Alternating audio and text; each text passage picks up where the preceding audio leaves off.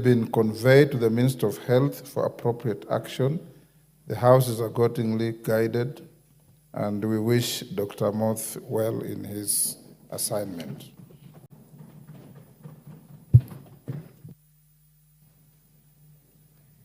Order number 4, petitions. Order number 5, papers.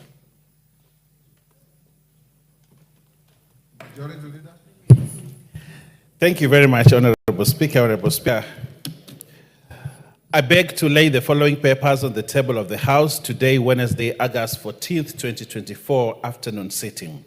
1.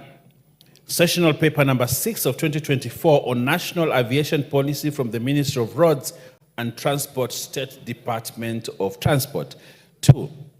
Reports of the Auditor General and financial statements of the National Government Constituency Development Fund, NGCDF, for the year ended 30th June 2023 and the certificates therein in respect of the following constituencies: Awendo, Bumula, Bureti, Eldas, Fafi, Kandara, Kasarani, Kieni, Kipkelion West, Kabondo Kasipul, Ndaragwa, Ndiwa, North Mugirango, Sotik, Tongaren, and Tetu. Honorable Speaker, I beg to lay.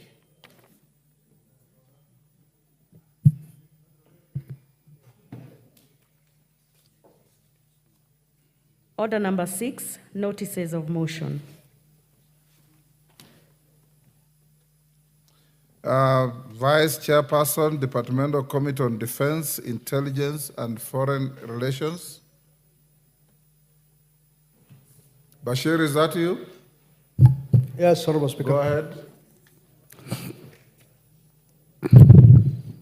Honorable Speaker, I beg to give notice of the following motion: that this House adopts the report of the Department Committee on Defense, Intelligence, and Foreign Relations on its inspection visit to Kenyan embassies in the Republic of Rwanda and the Democratic Republic of Congo, conducted from 15th to 25th May 2023, laid on the table of the House on Thursday, 7th December 2023. Chairperson, Public Investments So, Committee. Speaker, I have another one. Oh, sorry, There go are two. ahead. Honorable Speaker, I beg to give notice of the following motion, the second one, that this House adopts the report of the Development Committee on Defense, Intelligence, and Foreign Relations on its inspection visit to Kenyan embassies in the Kingdom of Saudi Arabia and the State of Kuwait from 5th to 12th of May 2023, laid on the table of the House on Tuesday, 15th August 2023. Thank you, Honorable Speaker. Chairperson, Public Investments Committee on Governance and Education. Thank you, Honorable Speaker. I also have two notices. Honorable Speaker, I beg to give notice of the following motion: that this House adopts the second report of the Public Investments Committee on its consideration of the report of the Auditor General on the financial statements of the state corporations, training colleges, institutions for the financial year 2018-19, 2019-20, 2020-2021, laid on the table of the House on Tuesday, 20th June 2023. Then the second notice, Honorable Speaker. Okay. Honorable Speaker, I beg to give notice of the following motion: that this House adopts the third report of the Public Investments Committee on Governance and Education on its examination of the report of the Auditor General on the financial statements of state corporations, Central Region, for the financial year 2018-19, 2019-20, and 2020-21, laid on the table of this House on Wednesday, 6th December 2023. Thank you, Honorable Speaker. Thank you. Next order. Order number 8, motion, report of the Committee of the Whole House on the Cotton Industry Development Bill, Senate Bill number 5 of 2023, question to be put, and third reading.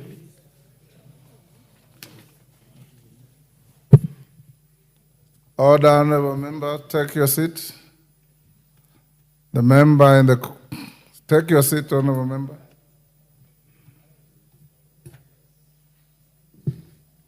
Honorable members, at order number 8,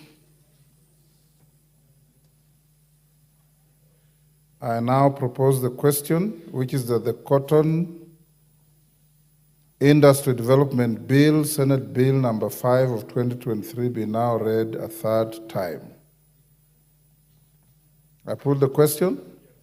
I now put the question, and I'm satisfied we have quorum, which is that the Cotton Industry Development Bill, Senate Bill number 5 of 2023, be now read a third time. As members of that opinion say aye. Will those of the contrary opinion say nay? The ayes have it. Next order. A bill for an act of parliament to provide for the regulation, production, value addition, marketing, and distribution of cotton in Kenya and its products, establish the Cotton Industry Development Board, provide a framework for cotton farming, ensure value addition to cotton and its related products, and for connected purposes. Thank you. Before I put the next question, I don't see Ndindi Nyoro. Is Mary Mase, are you handling this? Yeah? Okay, fine. Members on their feet, take your seats. Take the nearest seats. I'll now put the question at order number 9. Pardon? Call it first. Yes. Order number 9, motion, report of the Committee of the Whole House on the County Government's Additional Allocations Bill, Senate Bill number 19 of 2024, question to be put and third reading.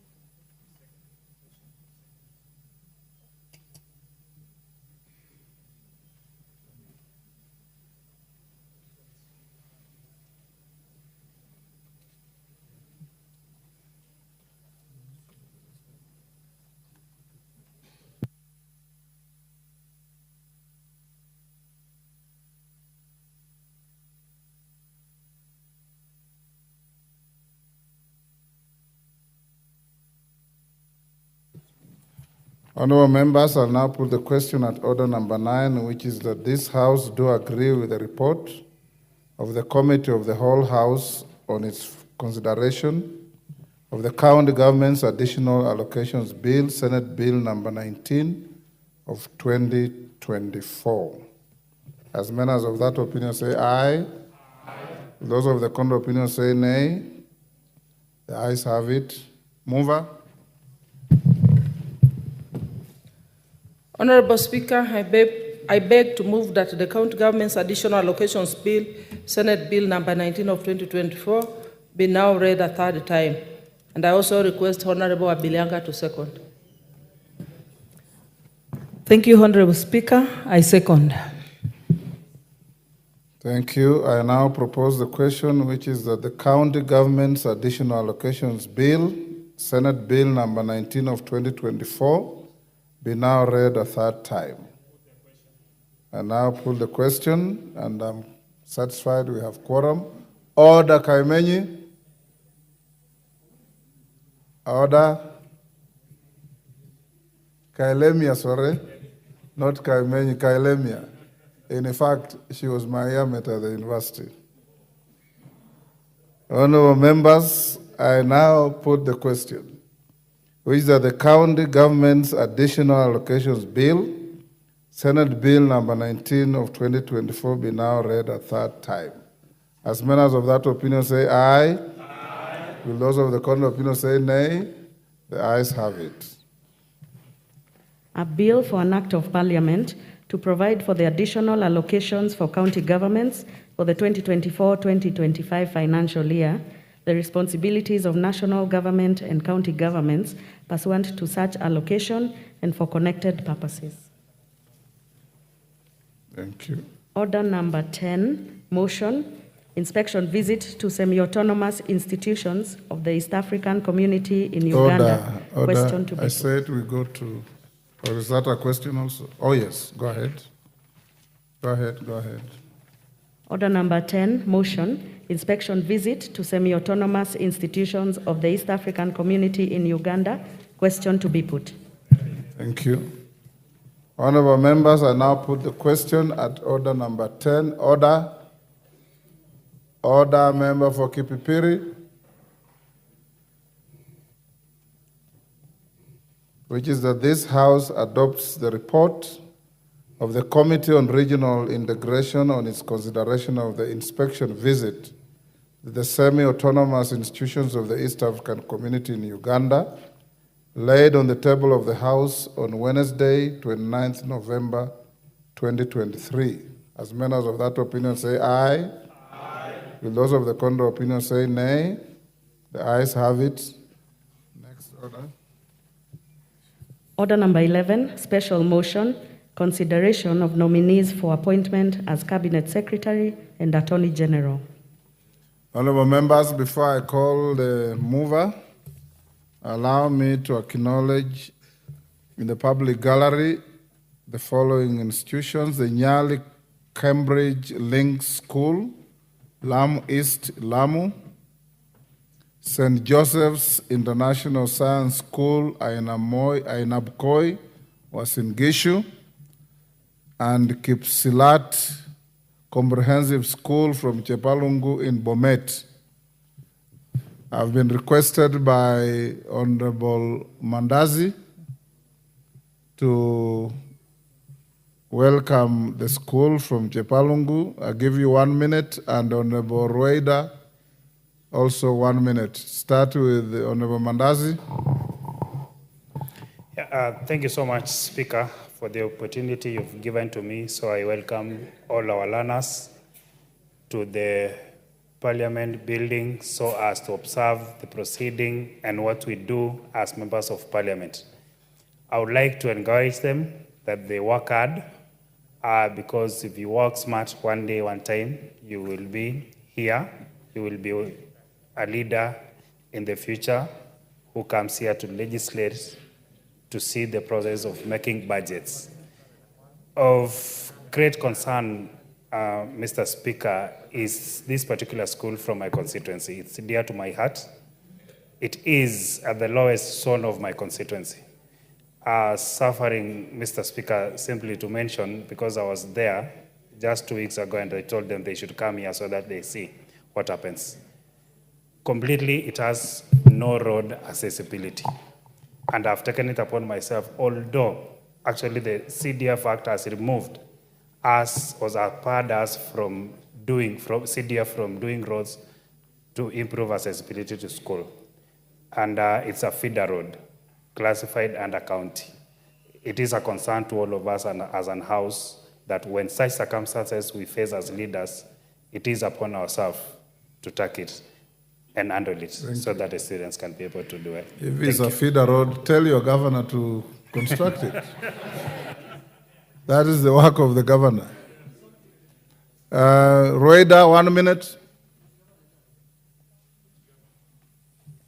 Asante Bwana Spika, kunipatia mimi nafasi nami niwakaribishe Cambridge School hapa Bunge. Nataka nirekebishe kidogo, vile mimi nimetoka Lamu, imeonekana hii school imetoka Lamu, lakini hii school imetoka Mombasa, Nyali. Nawakaribisha sana hapa. Mimi tu ndio niliwatafutia nafasi ya kuja kwa sababu niliomba, waliona nimewaleta Walamu wengi. Sasa na wao kuna mtoto wa dadangu ako hapo Jamil, naye akasema nataka aje Bunge. Ndio walimu wao wakaorganize wakaja hapa kwa trip. Karibuni sana. Someni, nyinyi ndio viongozi tunasema wa kesho. Hapo kwenu tupate president, marais, magavana, wabunge, speaker. Najionea hapa. Najua wengine wanataka kuwa mawakili. Tunaambiwa the sky is not the limit sahihi. Karibuni sana, kila laheri. Najua ni shule nzuri, ina sifa kochokocho, walimu wazuri, wanafunzi wana discipline nzuri. Tunaifurahia. Asanteni, kila laheri. Karibuni sana Cambridge Primary School. Thank you. Thank you on behalf of the House and on my own behalf. I welcome those 3 schools to Parliament. Now at order number 11, we now have 6 minutes to 3. We will put the question at 4:15. I invite the mover, Honorable Junet. Once it's moved and seconded, Junet, if you can move in 5 minutes or so, then Owen Bayer, you will second.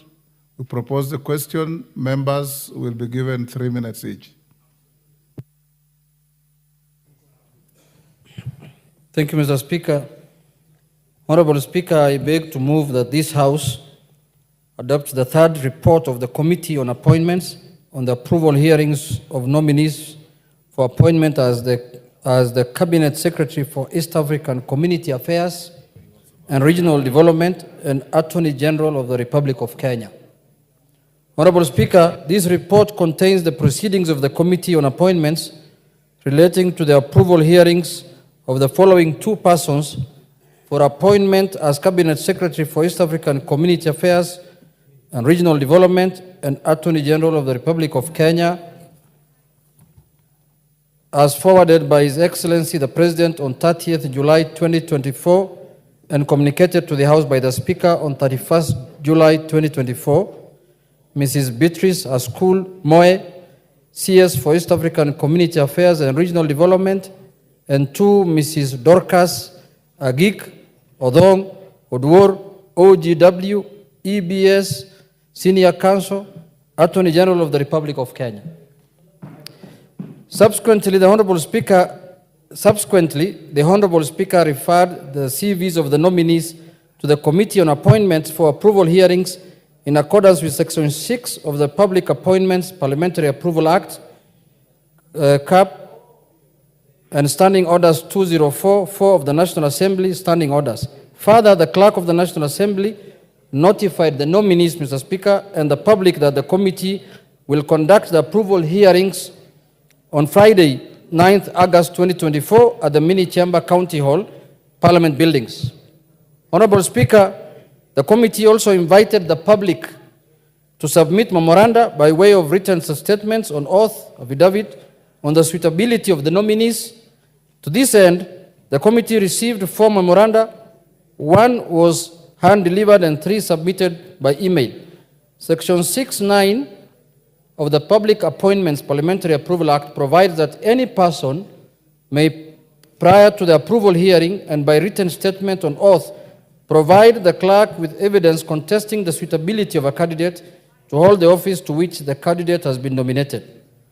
Honorable Speaker, out of the memoranda submitted, only 1 complied with Section 6(9) of the Act, while 3 were not in the form of affidavits and hence did not meet the requisite threshold.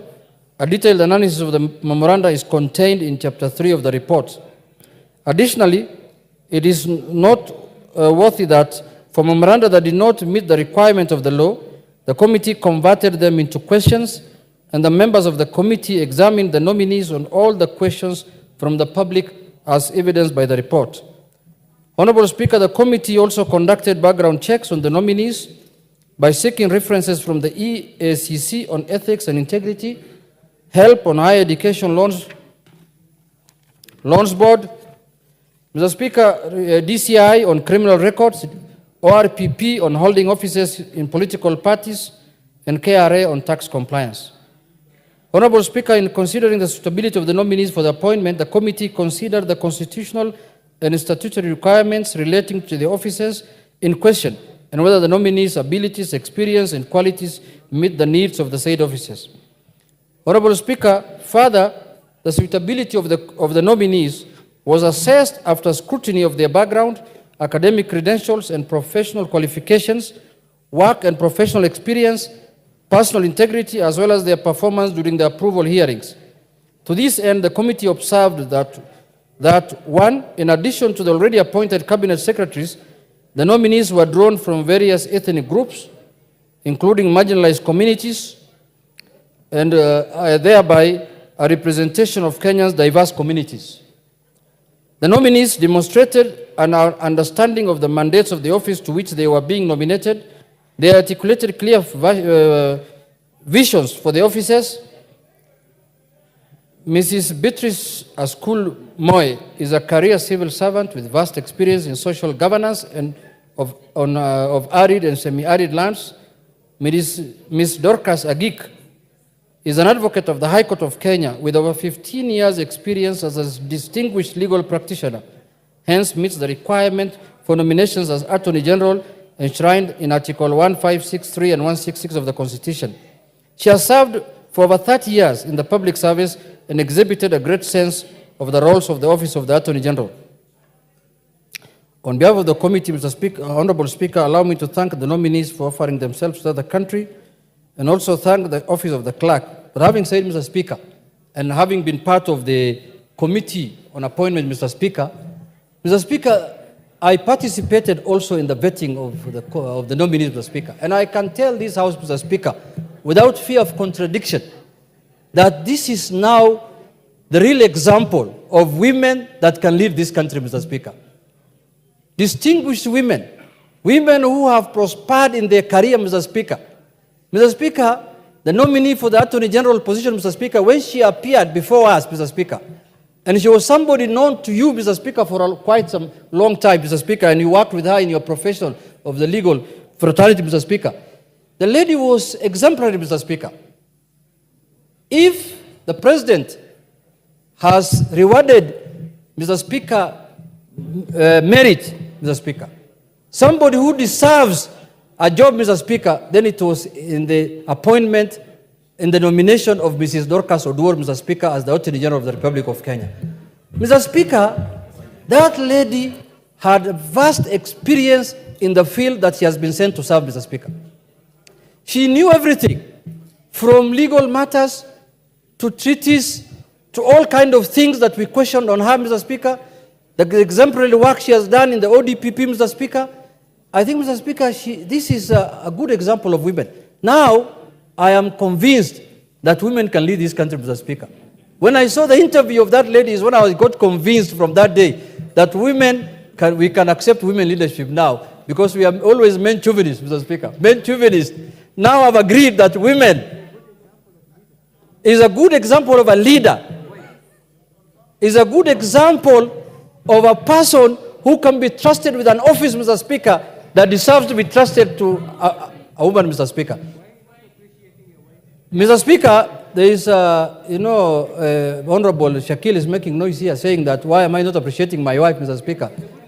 Mr. Speaker, my wife is known in my constituency because she campaigns for me and she's a distinguished also leader in her own right. But today we are discussing the appointment of the Attorney General and Mrs. Beatrice Askul, Mr. Speaker. Mrs. Beatrice Askul, Mr. Speaker, is somebody known to me.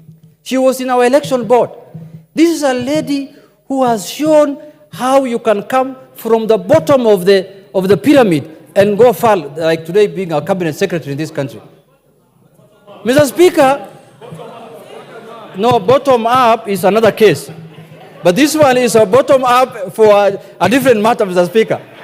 Mr. Speaker, this lady also has shown this country that women from minorities, women from marginalized communities can also be leaders in the country, Mr. Speaker. This country is very proud today, Mr. Speaker. If the House approves these two ladies, Mr. Speaker, we will be sending a message to this country and to the international community that we have women of high standard, women of integrity, women who can lead this country and even lead international organizations, Mr. Speaker. When I saw Dorcas Agik speaking, Mr. Speaker, she reminded me of Amina Mohammed, Ambassador Amina Mohammed, Mr. Speaker, who was a friend to me. Distinguished, a cabinet secretary who served in the former regime, Mr. Speaker.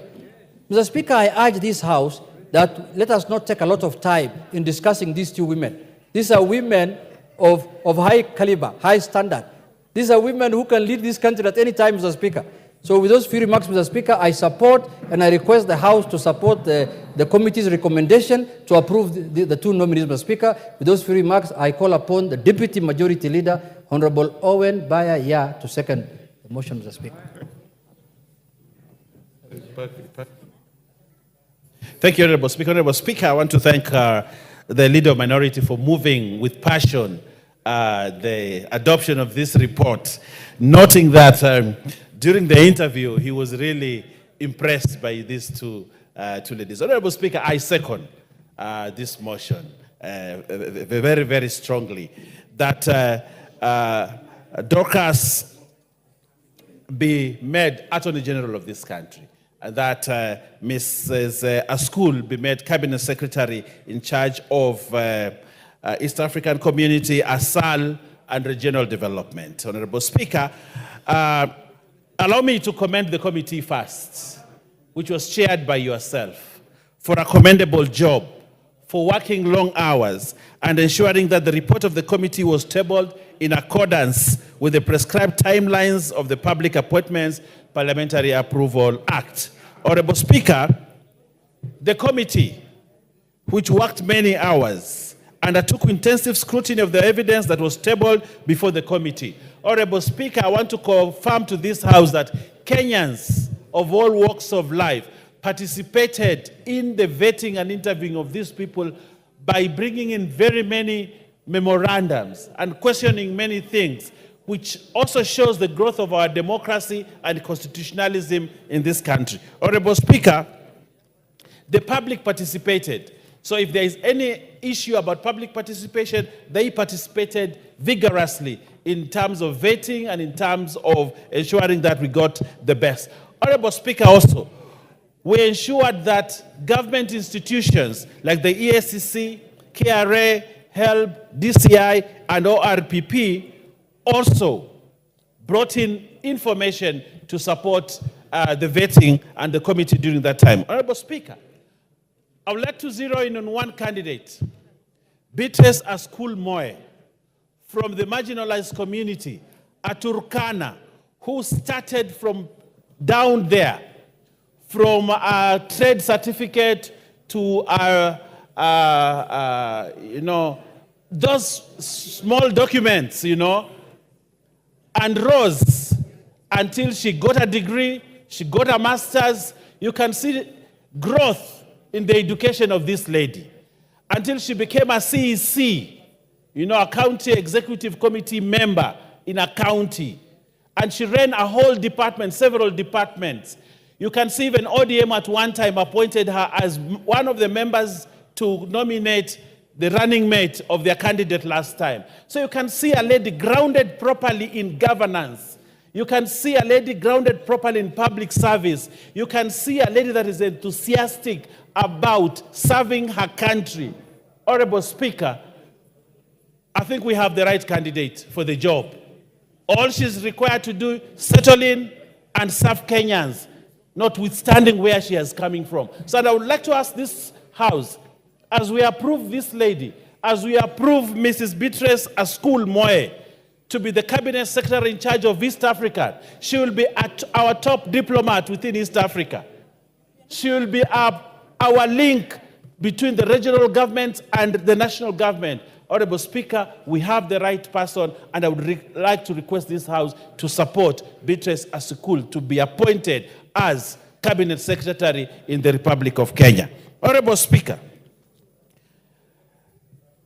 Ms. Dorcas Agik Odwor, very impressive CV, one of the best in terms of law practice, one of the best in terms of law within the public service, one of the best in our court systems. She worked once at the Attorney General's office. She has experience, both national and international. A person that we can rely on to advise the head of state in terms of law. A person that we can rely on as Parliament also to advise us in terms of legislation.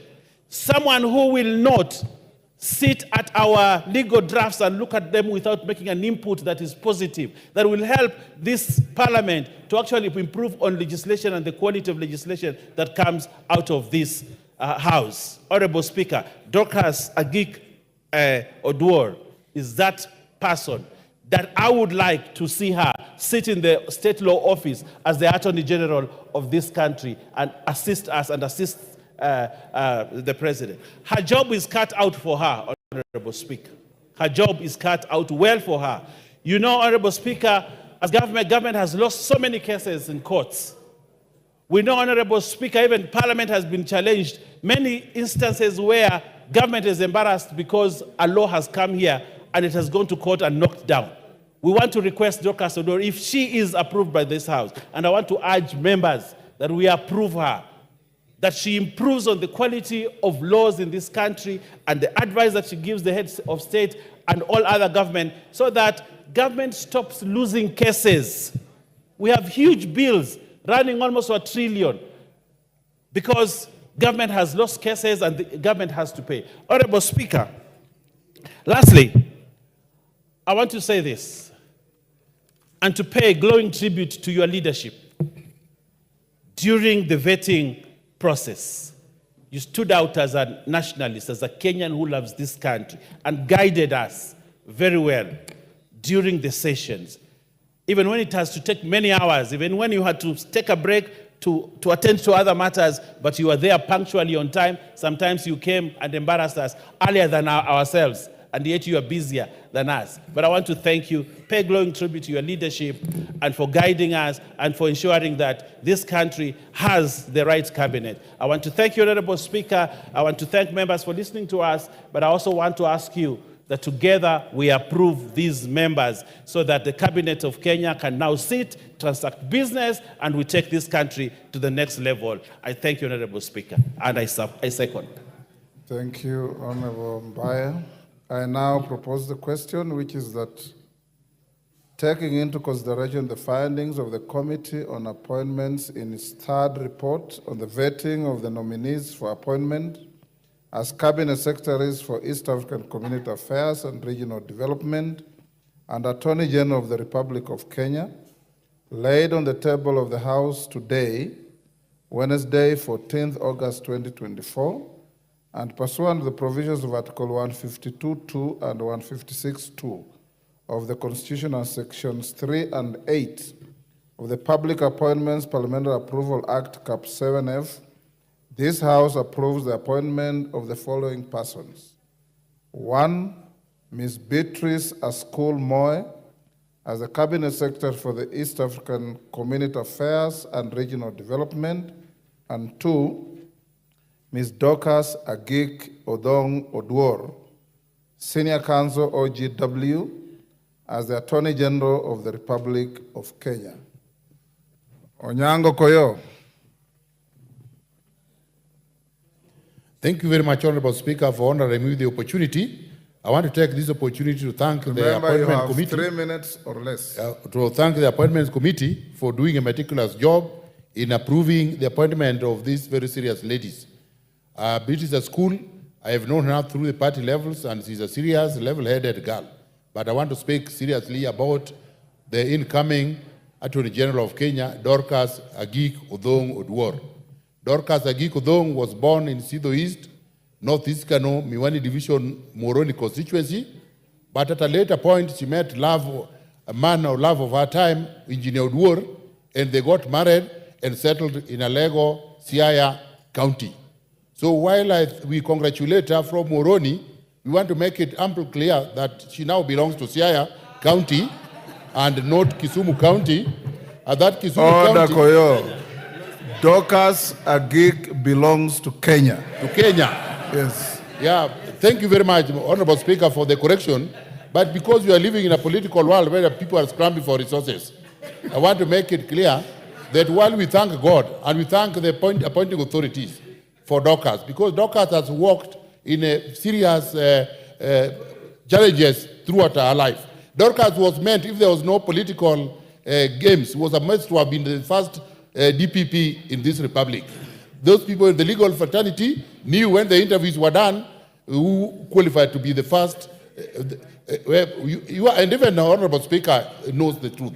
Later on, she was supposed to have been the second one. She was cheated out of it. I'm happy and thankful to God that finally the rulers of this world have found a serious person And I urge them that they leave her latitude to practice the legal prowess without being advised. Let her be the advisor. Equally, while I thank them, I want to sound to those appointing authorities that Kisumu County is still waiting for their chance. During 1992, the late Nyachai rejoined Moi, and they agreed on the way forward. So when Moi did not honor it, he confronted Moi and said, the Kisis are asking for Litana. Litana is special meat. So we are also asking that we also part of this country, Kisumu County, they are sending me to ask for their Litana. Thank you very much, and God bless. Maina Madenga Nyeri. Thank you, Honorable Speaker. Honorable Speaker, I support the appointment of these two ladies, and I add my voice in urging us as a House to pass them so that they can be appointed by His Excellency the President into the Cabinet.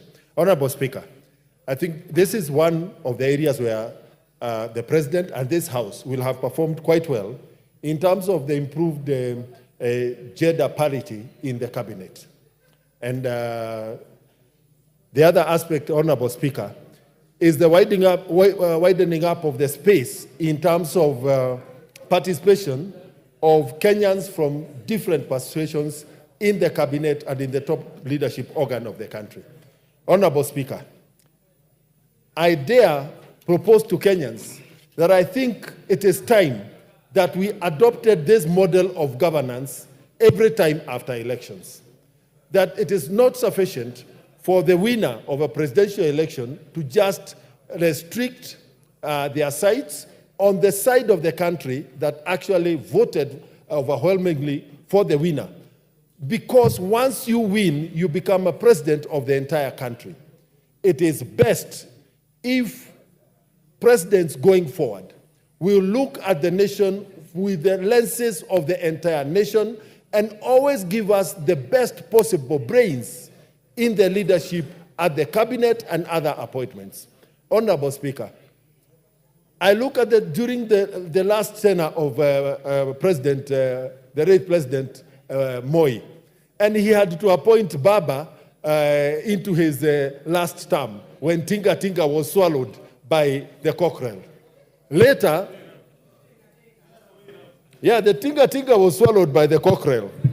Later, Honorable Speaker, we would see Mwai Kibaki come together with a constellation of Kenyans in Raila Odinga, the late Wamalwa, and Charity Giru. And whenever the country has been in that position, we have seemed to perform well. Honorable Speaker, I want to congratulate the two ladies, and especially the appointee for the position of Attorney General. She has a depth of experience and a wealth of experience that can only benefit this country. Honorable Speaker, I support. Julius Sunguli. Mr. Speaker, I also join those who are supporting this motion. And I don't know Ms. Moi well, but I trust the judgment of those who know her and congratulate her for being appointed. Mr. Speaker, I know Dorcas Agik. She's a colleague in the law. I know that she has grown through the ranks in the Attorney General's office and also in the ODPP.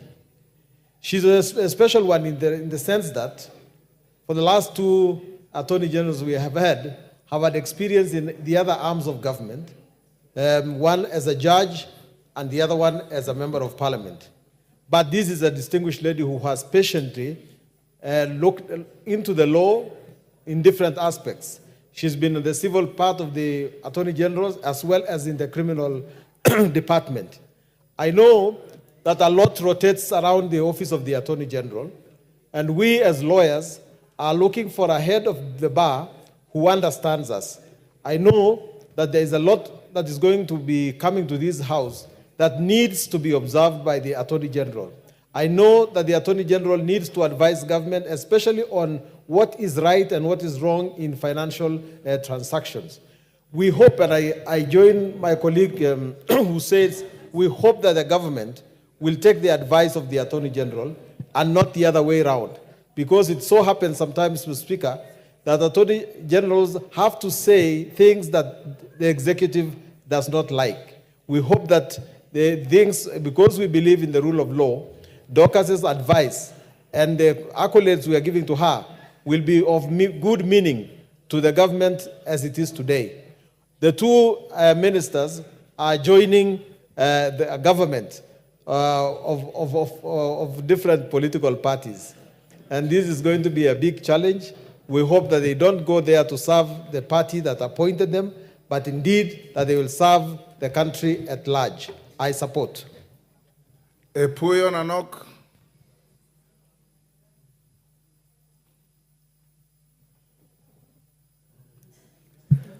Thank you, Honorable Speaker, for giving me a chance to weigh into this motion. And from the onset, Mr. Speaker, let me appreciate the Appointments Committee for a job well done. And we can trust that what you've brought us is work that you've put in your minds and your experience as a committee of this House, and have given this House a report that we can be proud of. Mr. Speaker, I want to appreciate His Excellency the President, William Ruto, for giving us an opportunity to serve in his cabinet. I'm saying us, those of us from the marginalized communities, those of us from those ASAL areas. What we need, Mr. Speaker, is opportunities of this nature. To be able to show our ability, to be able to serve as Kenyans and portray the regional balance, portray the diversity of the Republic of Kenya in the service of the country. Mr. Speaker, I know Beatrice Askul, and the Turkana nation, Mr. Speaker, is proud and are very grateful to His Excellency for the opportunity he has accorded one of our daughters to be part of the cabinet serving this country. She has exemplified level-headedness, Mr. Speaker. She has served in various capacities, including being among the initial CECs of the county government of Turkana, and she served honorably.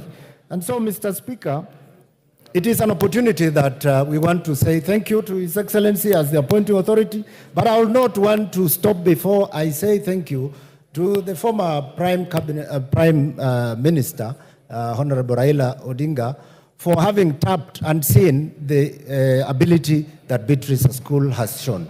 And so I want to say thank you and wish them well as they serve this country. Thank you. Asante sana Mheshimiwa Spika, na mimi niweze kuchukua fursa hii kuweza kupongeza hawa wanawake wawili ambao wameweza kuteuliwa katika nyanja mbalimbali. Mheshimiwa Spika, niweze kusema kuwa Kenya ilikuwa imeenda sehemu mbaya, Mheshimiwa Spika, na nachukua pia fursa hii kumpongeza Rais wa taifa hili Mheshimiwa William Samoei Ruto kuweza kuleta uwiano katika taifa, Mheshimiwa Spika. Na hii imekuwa sababu ya sisi kupata wanawake wazuri shupavu ambao wana uweledi wa kazi, ambao ni maono ya wanawake katika Kenya nzima, Mheshimiwa Spika. Na pia tukizingatia zile thuluthi tatu ambao tulikuwa tunatafuta kama kina mama, mimi na hakika kuwa hawa kina mama, Mheshimiwa Beatrice na Mheshimiwa Dorcas, watafanya kazi zao kulingana na katiba, Mheshimiwa Spika. Na sisi tunasema palipo na uongozi wa kina mama hata maji huwa yanapanda mlima, Mheshimiwa Spika. Kwa hiyo nachukua fursa hii kuwapongeza hasa ile kamati ambayo iliweza kuwateua, ile kamati ambayo iliweza kuwapitisha, Mheshimiwa Spika, na nipende kukushukuru sana, niliweza kufuatilia kwa kina, na nikushukuru Mheshimiwa Spika, vile ulivyokuwa unapeleka mambo hayo, ulikuwa unapeleka kwa uweledi sana, na hukuangalia hivi ama vile, uliangalia ule msimamo ambao wale walikuwa nao na mkawapitisha, Mheshimiwa Spika. Kwa hiyo mimi naombea dada zangu, nawaambia mshike kasi, mjenge taifa, msiweze kulemea upande mmoja, mfuate sheria ili tuone uongozi wa kina wanawake unaleta mabadiliko katika taifa. Na Mheshimiwa Spika, mimi naombea Mungu awaweze kuwapa nguvu na ghari ya kuweza kufanya kazi bila kuangalia huku na kule. Asante sana Mheshimiwa Spika. David Ocheng.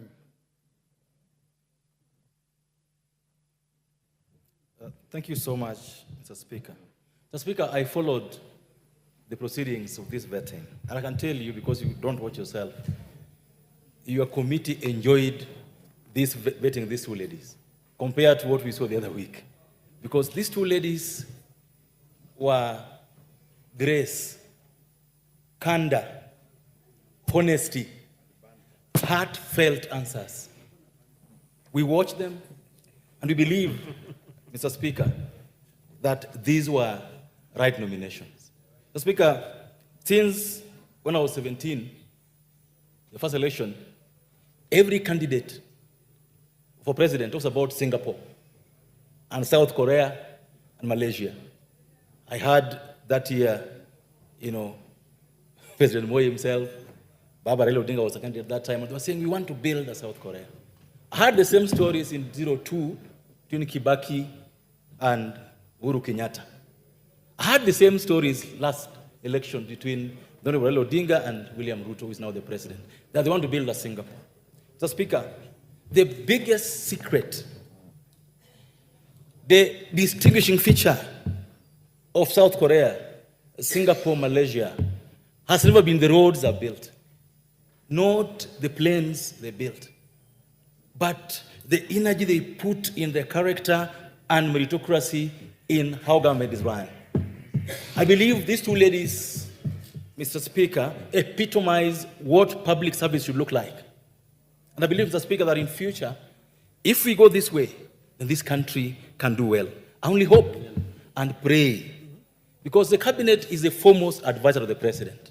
The AG is also a foremost advisor of the president for legal affairs. I only pray and hope that other people will not be allowed to come between the advice these two ladies give the president, their dockets, and the decisions that are being made, Mr. Speaker. I believe that Madam Askul can do a good job in the EAC docket, and needless to say, Madam Dorcas is the epitome of competence. We wish them well and hope that they do well for the country the way they did in the interviews. Bensouda. Thank you so much, Mr. Speaker, for giving me this opportunity. And I would want to stand here foremost very proud of my fellow scholars who are right on track in the world of academia, where Honorable Dr. Joyce Atieno Sogo is found as an academia. Number two, Mr. Speaker, I rise to support Beatrice and Dr. Oduol for having achieved in academic standards. And that was evidence on how they presented their cases, on their publication and thorough mastery of content on what they are going to represent the Kenyans. Mr. Speaker, I rise to support the two ladies, and I want it to go on record that I salute, it must be on record, His Excellency Baba Raila Amolo Odinga for the support of the female gender, for the nominee that was exhibited, that gender rule on female is quite fundamental in this country by the President, Dr. Samuel William Ruto. I want also to say that for the peace which was supposed to be maintained, even it was exhibited yesterday when Baba was in a function, that President, the late Uhuru, also informed that stability was important. Electing and appointing the women creates stability in this country. Order, Bensouda. Uhuru Kenyatta is a retired president, is not a president-elect. Not elect. I'm saying Uhuru is retired. I'm talking on stability. Get the concept of what I'm heading to. I'm talking about stability of this nation. And so I want to say, Mr. Speaker, when this nation has started recognizing the competency of women, women of substance, women who are academicians, women who are effective, gone are the days, Mr. Speaker, where women thought that their bottom powers can make them rise to power. And we are saying that we are not on occasions where women thought that either through sex they can rise to power. Time up. Dorothy Kiara, take your seat. I can't.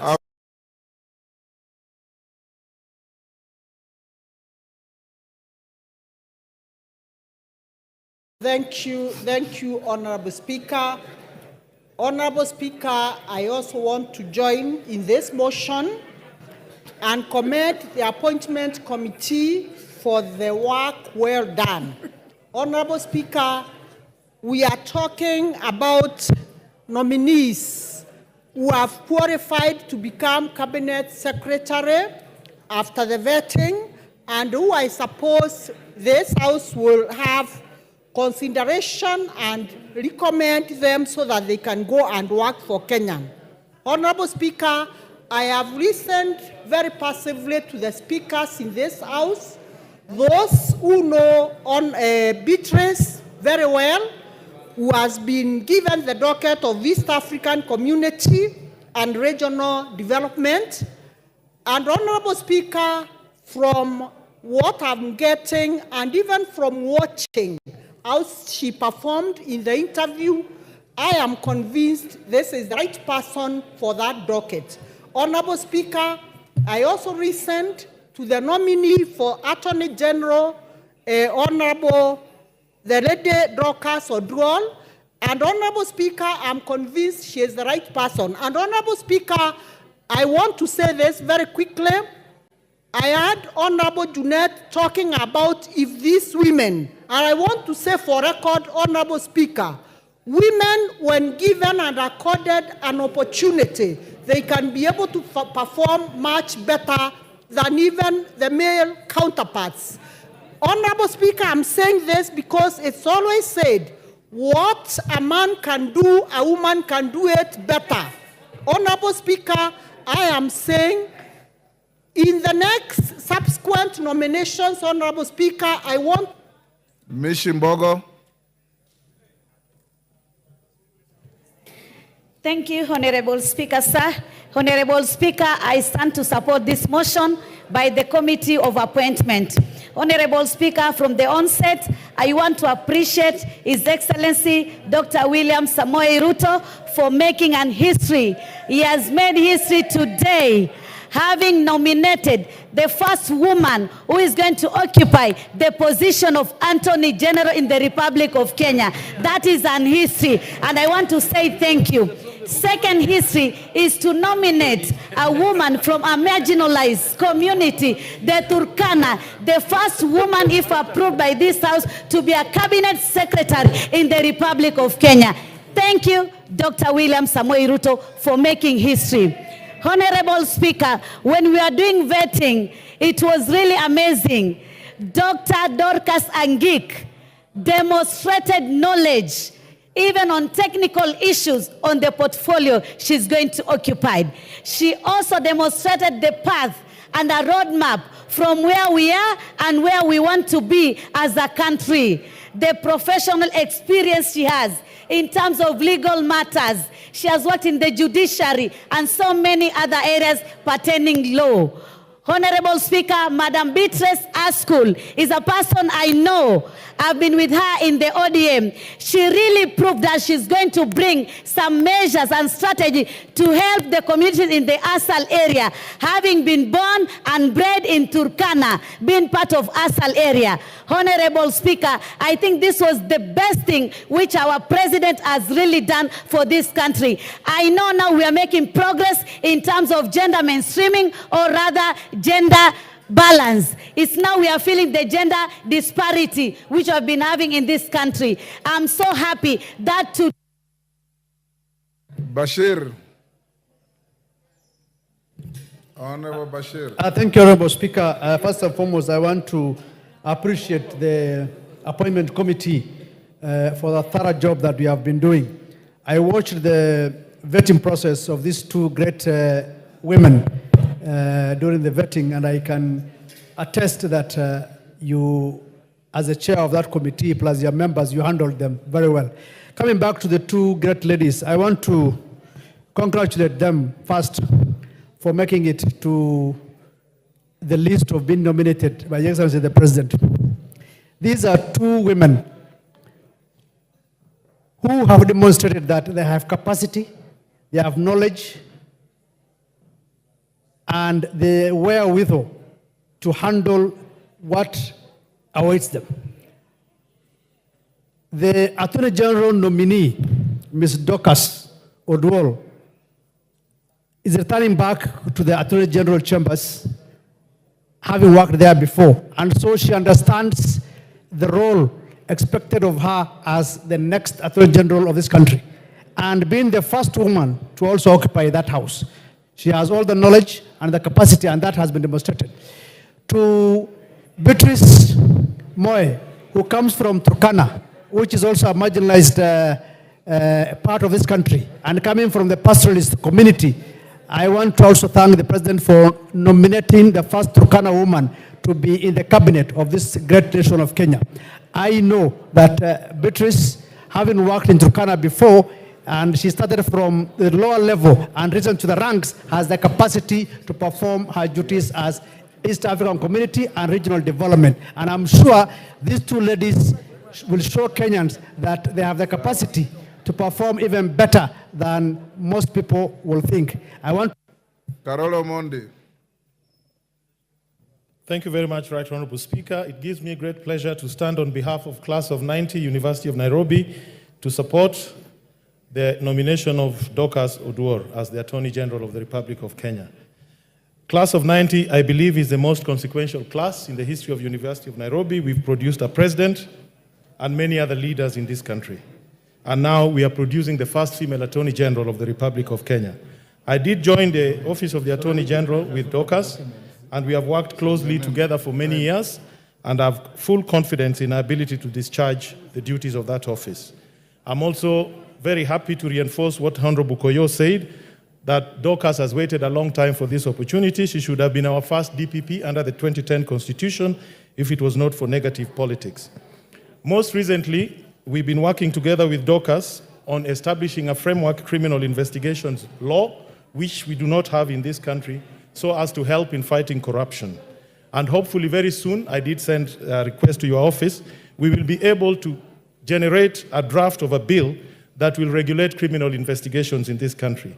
How we train and the qualifications that we require for our investigators, how the process of investigations should be done, and how we can use forensic science and other modern investigative tools in dealing with crime. Secondly, we are also working on nationhood science as a new subject in trying to amend the curriculum so that we could actualize Article 10 of the Constitution as well as Chapter 6. These are some of the matters. I think that draft bill is already with the Budget Committee, and hopefully when she's the Attorney General, we'll be able to move these things forward.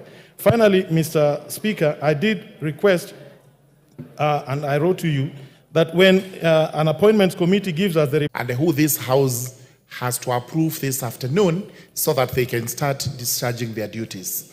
Thank you, Mr. Speaker. I sat on the Committee on Appointments, and you actually chaired that committee so well, and it did a fantastic job. We've already approved the first batch. This is the second one. Possibly there's going to be a third one, but that shows how serious that committee is, and especially the lawyers who actually went through the vetting, most of whom possibly passed through your hands. You mentored them, and they are now the leaders who have to serve the country with distinction. It goes without gainsaying that the Lady Beatrice Askul actually demonstrated great knowledge of regional development, especially including ASAS, where she comes from, and mapping out Kenya as the areas that deserve to be considered as marginalized. As for Dorcas Odwol, it is well known, and we now say God's time is actually the best time. She may not have become DPP, she may not have become judge of the High Court or Court of Appeal or Supreme Court, but now she is the Attorney General of the Republic of Kenya, and she has to serve the country with a dedication and demonstration of goodwill as she has done in the past in the areas she has served. Mine would be to congratulate them and urge them to serve this country in the best interest of everyone as Kenyans. Thank you, Mr. Speaker. Asinyen, Women Rep Turkana. Thank you, Mr. Speaker, for giving me this opportunity to contribute to this good motion. First and foremost, Mr. Speaker, I would like to thank the vetting committee for the good job, for vetting the two great ladies and bringing them to this level. Mr. Speaker, my gratitude goes to His Excellency Dr. William Samoei Ruto for what he has done. One, for opening up a dialogue with the rest of Kenya, and now this is the results we are discussing today, Honorable Speaker. It started as a candid conversation between him and other leaders, and now we are having new names in the cabinet, Honorable Speaker. As the Turkana people, we are very much grateful to His Excellency Dr. William Samoei Ruto. This is the first time a Turkana woman is appearing in the Kenyan cabinet, and we want to say thank you, thank you. Without forgetting His Excellency Honorable Raila Amolo Odinga for rewarding loyalty.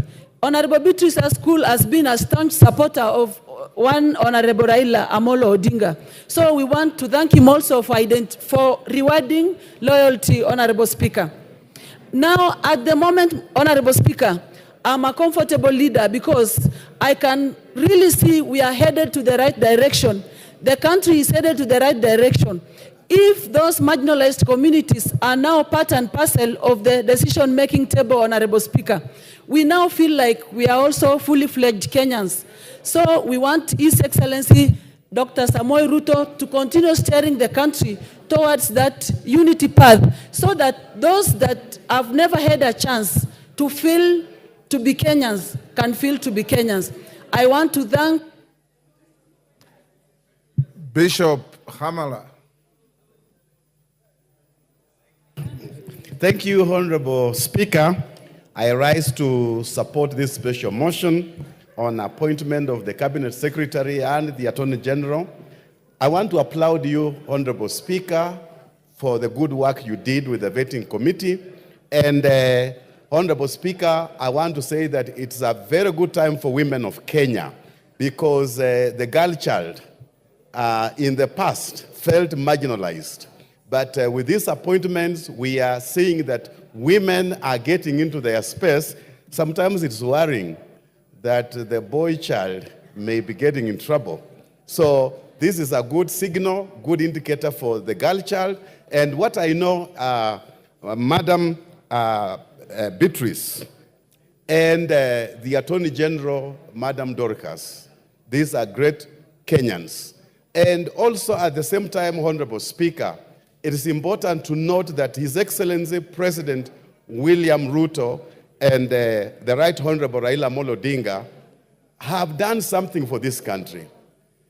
The issue and the notion of thinking that when a government comes in place, it is just for specific people or people with shares in that government.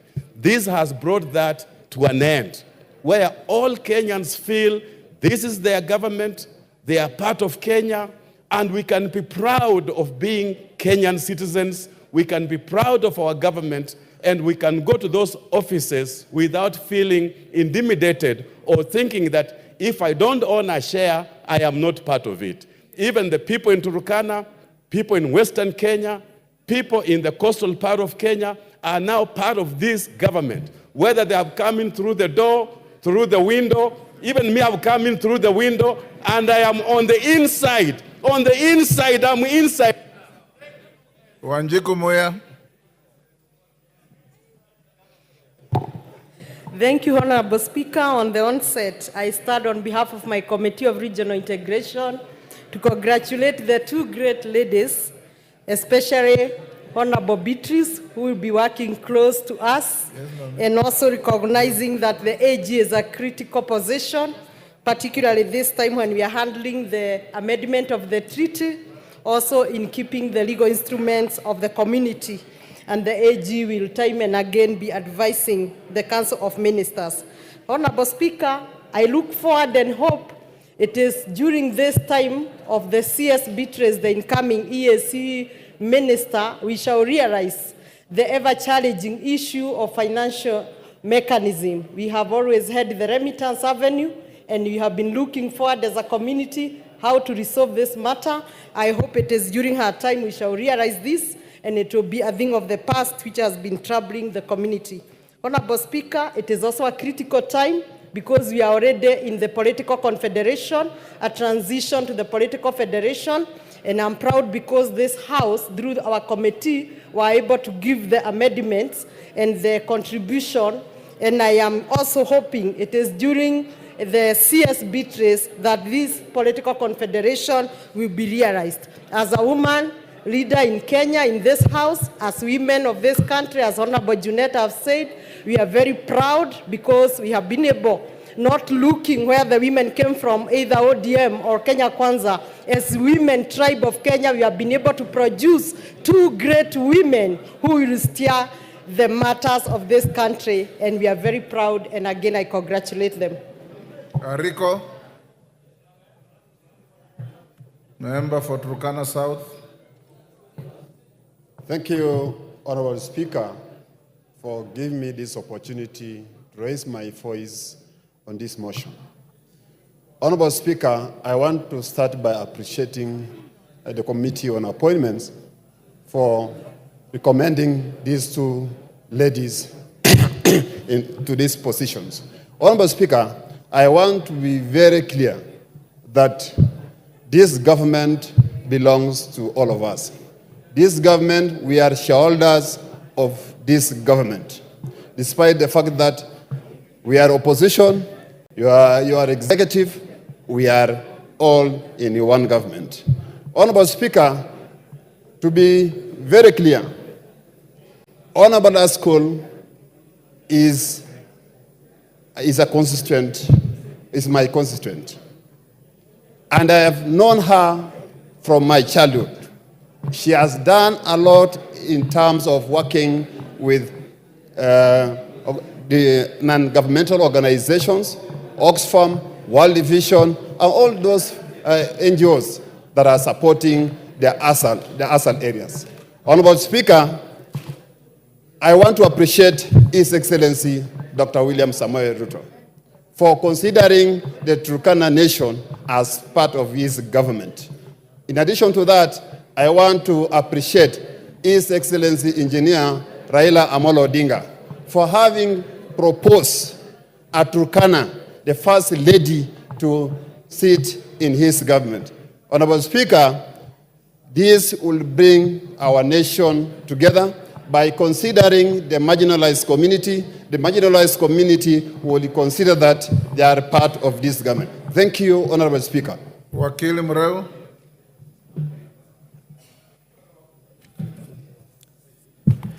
Thank you, Mr. Speaker, for the opportunity to add my voice, in particular on the job well done by the Committee of Appointments led by the Honorable Speaker. Mr. Speaker, sir, I want to, first of all, thank you, in particular, the Appointing Authority, for proposing these two ladies.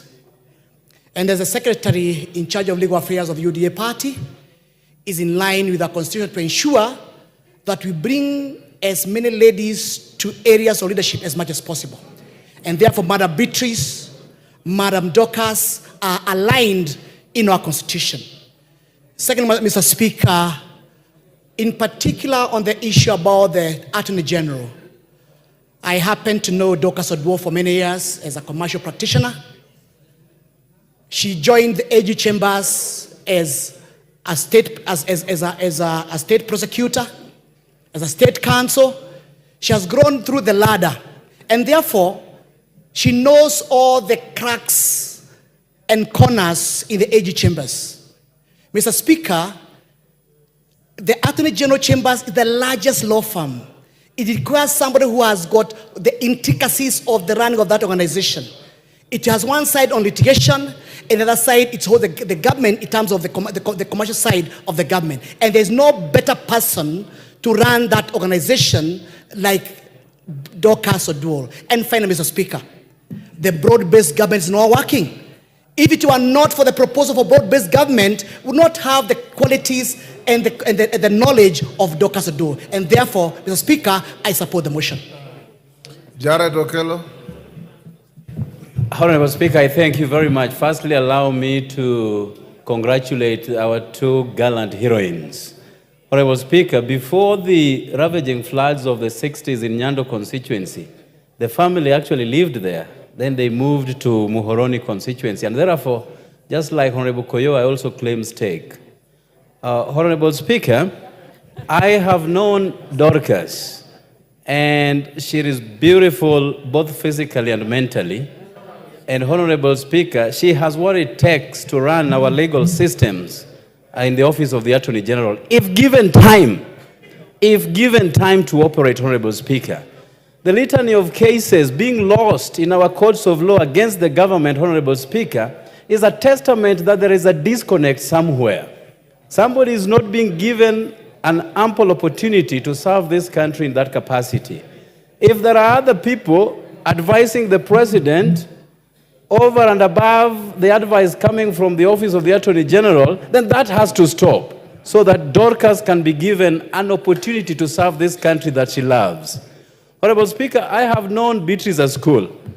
I sit in the National Executive Committee of ODM Party, and she delivers her messages, her thoughts in such a humorous way that leaves everybody shocked by how she does it, Honorable Speaker.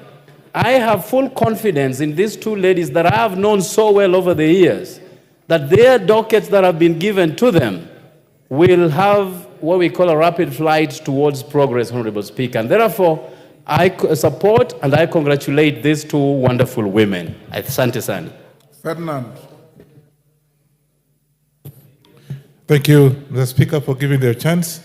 On the very first, I want to congratulate the committee for the well-done job to have come up with these ladies. And they were thoroughly investigated, and I found the two ladies actually ranked very well in the committee. Secondly, of course, this is the first time we're going to have a lady as AG of this country. And I think looking at what she has rank and file and what she has gone through, I think we're going to have a lady that has been able to do a good job as an AG. And of course, therefore, with that experience and of course, having gone through the rank and file, we are very happy that that is going to be our AG as a lady since independence. Secondly, of course, I want to take this opportunity to thank His Excellency the President for having nominated this lady from a very far-off community, and I'm actually my neighbors, and I think the lady too, I think she's going to do a very good job. And of course, when she was vetted again, she knows that she can do a job. And therefore, I take this opportunity to thank the two ladies and wish them well, and of course to thank the committee for having come up with these ladies for a change in this country. I support. Thank you. Thank you, honorable members. Before I call the next member, allow me to welcome Mobego Comprehensive School from Belgut in Kericho County, who are in the public gallery. Thank you.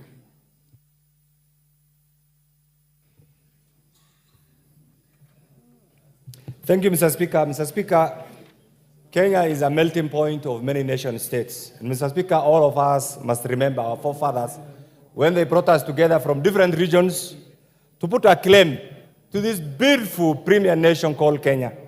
Mr. Speaker, these two great ladies, one coming from the nation state of Turkana and the other one coming from the nation state of Luo, will add great value in the governance platform of the Republic of Kenya. Mr. Speaker, we also need to thank the President for thinking out of the box, for being a statesman, for bringing Kenyans together at a time when everybody expected things to go haywire.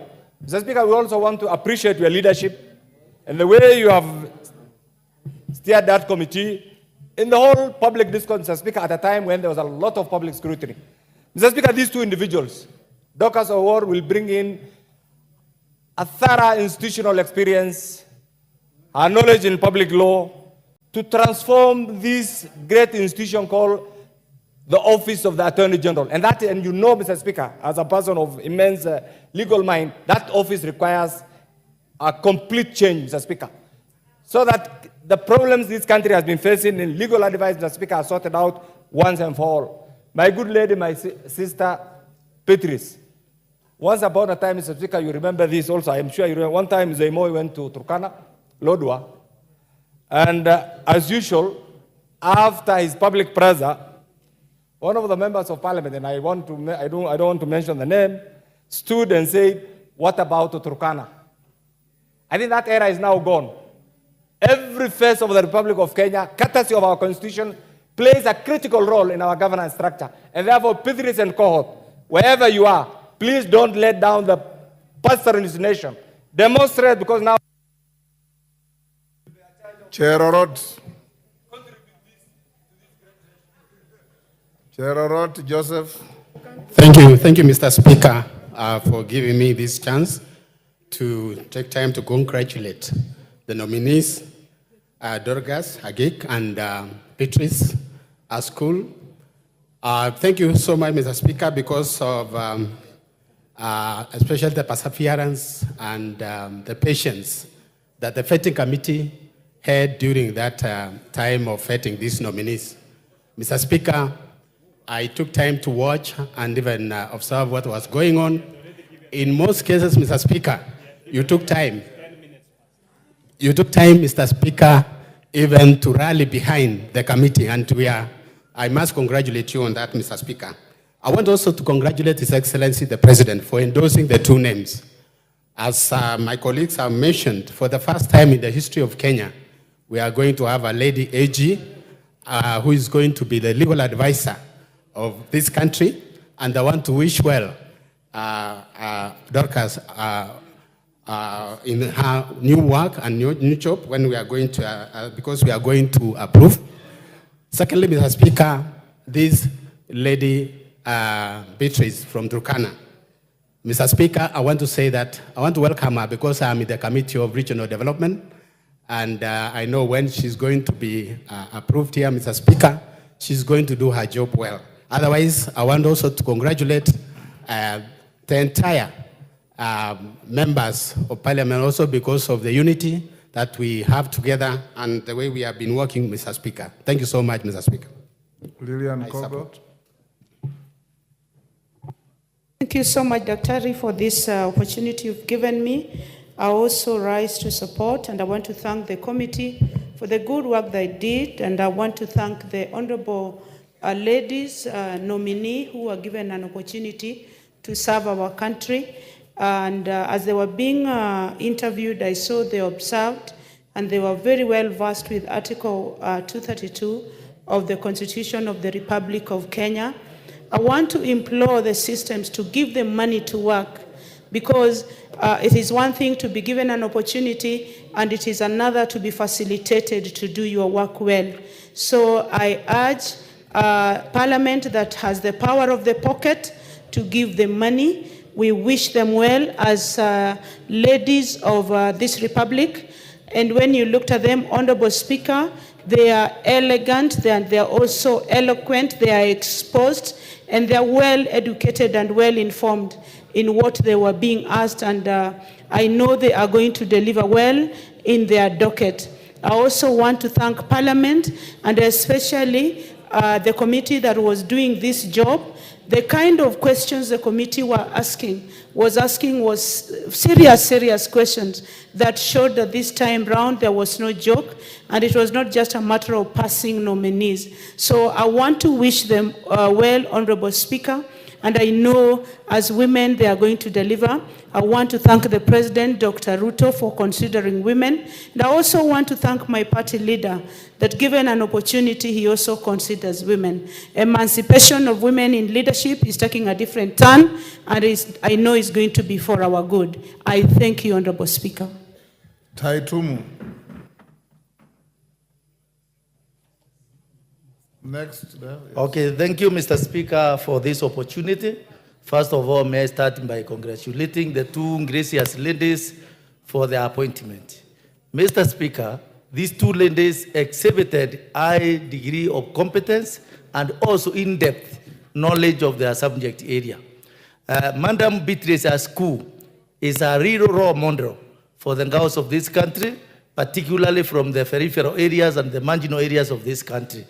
Madam Dorcas displayed a high degree of competence in the areas of law, and we believe as a country that this gracious lady will do a lot to bring justice and actually advisory services to the end of state. For this reason, Mr. Speaker, I support and we are impressed as a country, and we are asking all girls, wherever they are, to know that they can rise to the top. What is actually required is to be in school and also to be mindful. And also handwork pays at the end of it all. Thank you, Mr. Speaker, and I support. Dr. Nyikal. Thank you, Mr. Speaker, for giving me this opportunity. Mr. Speaker, I rise to support this, and I first start to appreciate the work that the committee has done, chaired by you. But, Mr. Speaker, I want to just make one point regarding that it's good that we get these reports early. The last time we got the report while the process was going on, today it is the same. It is important that as members, we actually get opportunity to read this report. While we are doing this vetting, we must be aware that the public is also vetting us, and they read these reports. Sometimes they wonder if you are making comments and not relating to the report. Despite that, Mr. Speaker, I think your team did a good job, and I think you enjoyed vetting professionals of competence. I'm sure you did that. And Madam Askul, I looked at the report. She has done community work, and to be in charge as a CEC in water, in ODM. And as you know, ODM is a big, complex party. And for her to have worked so well, that is really competence. My advice to her is that when you go to the East African, she goes to the East African community, let us create a community that we belong to, not countries that are actually bickering with each other. I wish to have the community as the one I knew when I was a child, and even you, I think, Mr. Speaker, where we knew or we belonged to one community. Oduore is exemplary. She should have been a deputy prosecutor a long time ago. Look at the international work she's done. The Harare Mutual Legal Assistance Scheme, evaluation. Haji. Thank you, Honorable Speaker, for giving me this opportunity. I stand to support the motion. From the point of view of national cohesion, integration, and equal opportunity, I'm now seeing some good light at the end of the tunnel. This is where we need to go, that Kenyans are Kenyans, regardless of which corner they come from. From the ASAL point of view, this now is going to be a role model for all other ASAL areas where our women are struggling hard to make sure that they also come to leadership.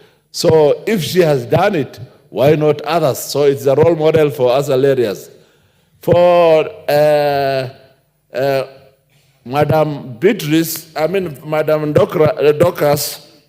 I interacted with her and learned her during last parliament in my capacity as a member of the National JLAC, Justice and Legal Affairs Committee member. And I assure you guys, this house, that is a lady to look at. She is a performer. Don't get She is carried a away. There are no guys perfectionist. here. We only have honorable members. Yeah, honorable members, I assure you she is a perfectionist and she performs beyond reasonable doubt. And therefore, Kenya is now heading to the right direction. As the chair of National Cohesion and Equal Opportunity, I'm very happy indeed. Thank you. Opondo Kaluma. Honorable Speaker, I thank you. Honorable Speaker, let me thank His Excellency the President, who is the appointing authority for these nominations. Honorable Speaker, I looked through the parliamentary approval process under the charge of your committee, and I was very pleased by the competences of these two ladies. But Honorable Speaker, let me mention that this is the first time we are having a female Attorney General in the Republic of Kenya, and the first Attorney General from that side of the country. But Honorable Speaker, let me also add that these are not the only accolades. I served in the Justice and Legal Affairs Committee in my last 2 terms, and Dorcas Odur was the Deputy Director of Public Prosecutions. I remember the Honorable Keriako Tobiko. He was also the Principal Deputy Director of Public Prosecutions, to Mr. Nurdin Haji, now Director serving the nation elsewhere. Our devotion to duty is something that we appreciate. And let me thank the President for making it possible, Honorable Speaker, that as a country we can truly live the meaning of Article 232.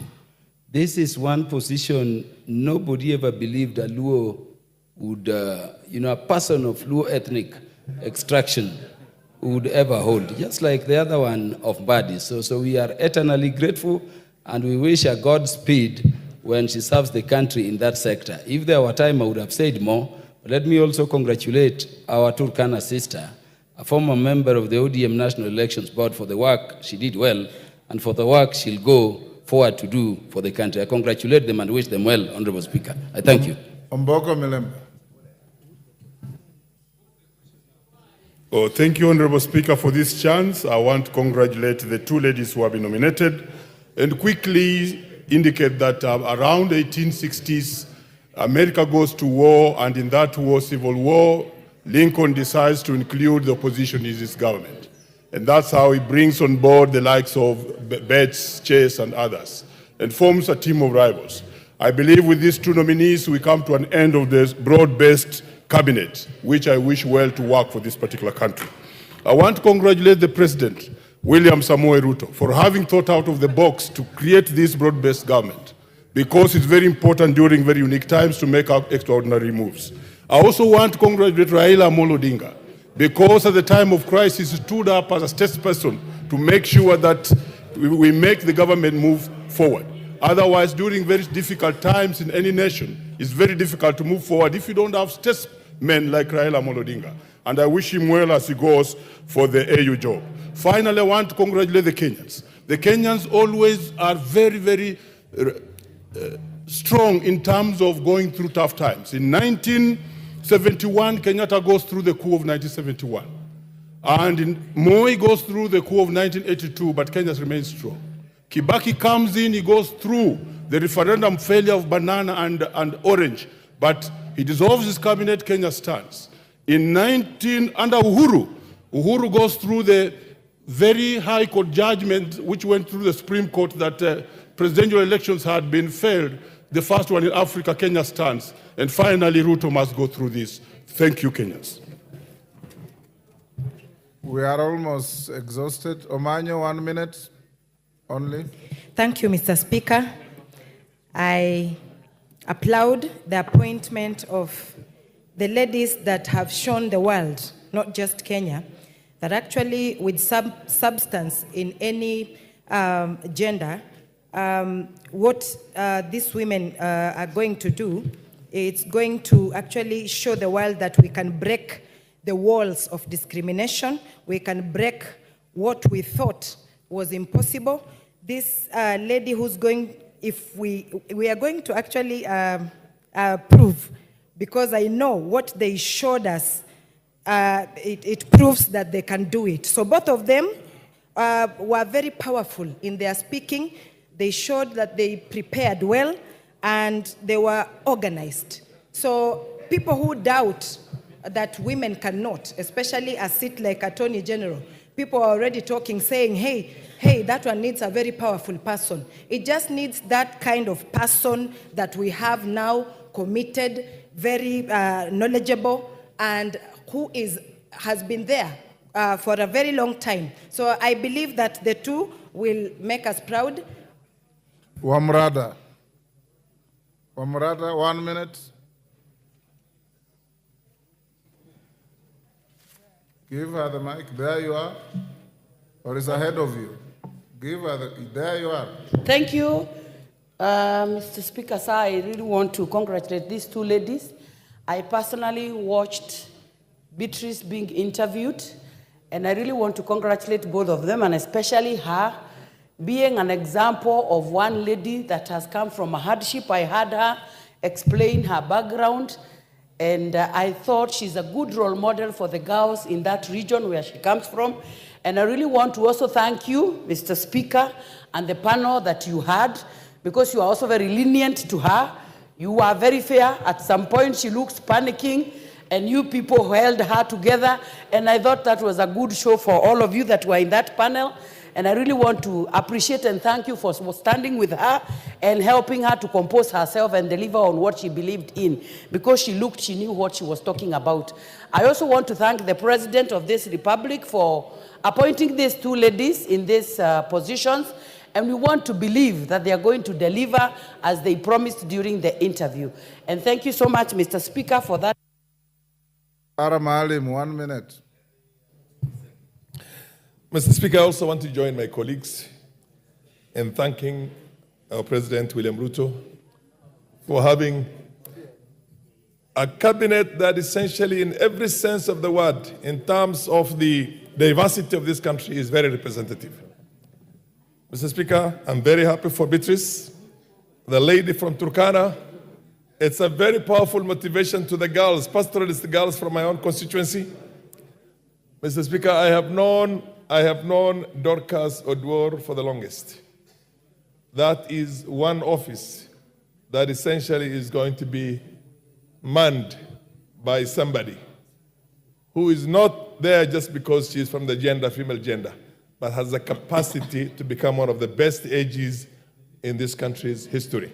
Mr. Speaker, we went through a lot of problems, but I'm very happy the kind of the cabinet we have today and its diversity and the representation of the four corners of this country in every sense of the word.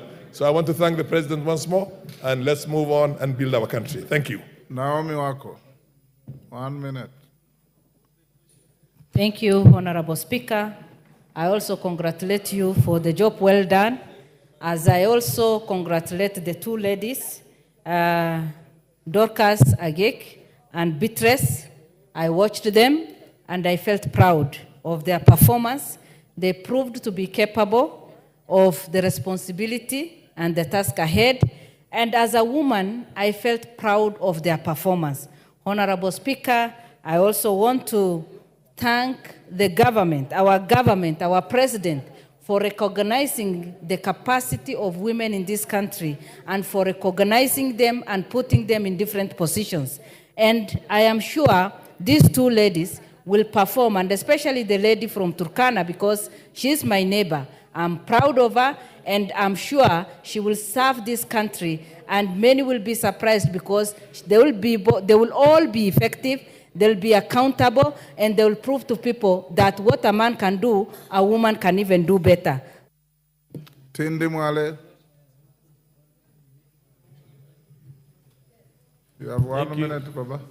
Thank you, Mr. Speaker. Mr. Speaker, I also rise to support the report of the appointment committee that has approved the appointment of the two ladies. Mr. Speaker, as you know, there's a popular saying that behind every successful man, there's a lady. So I believe behind the cabinet, the success of the cabinet, if we have more women, we are going to see government performing very well. And I also want to thank His Excellency the President for accepting to form the broad-based government, which he has also included members who have got substance to lead, as we have seen with the two appointments of the great ladies. Thank you very much, Mr. Speaker. Rendikiri. I thank you, and I want to identify myself with the report of the committee which you shared. Mr. Speaker, I was very keen on checking the suitability of the two candidates for the job. Madam Speaker, Beatrice has a serious business to do with the East African community. Mr. Speaker, you know, in the story of deepening, tightening, and widening of the initiatives of the East Africa community.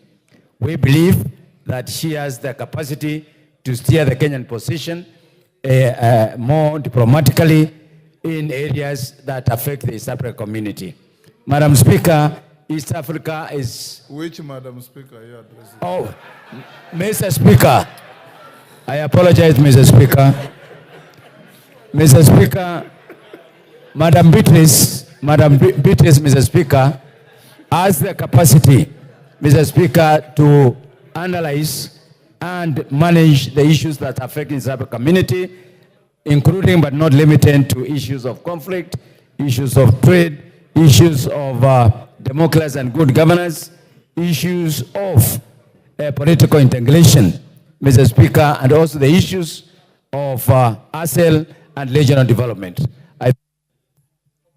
Jeho? Yes. Thank you, Mr. Speaker. Mr. Speaker, I want to take this opportunity to thank the co-chairs of the broad-based government, Mr. Speaker. His Excellency, the Right Honorable Raila Odinga, and the President of this Republic of Kenya, Mr. Speaker. Bowen. Mr. Speaker. Order. Mr. Speaker, I think the honorable member, she is completely out of order. There is no co-chairs of a broad-based government, Mr. Speaker. We have one president, William Samoei Ruto. Honorable Jeho, you are out of order, and you are being mischievous for no reason. Thank you, Mr. Speaker. Well noted, but Mr. Speaker, we have a broad-based government, and it was good that we stick to that, Mr. Speaker.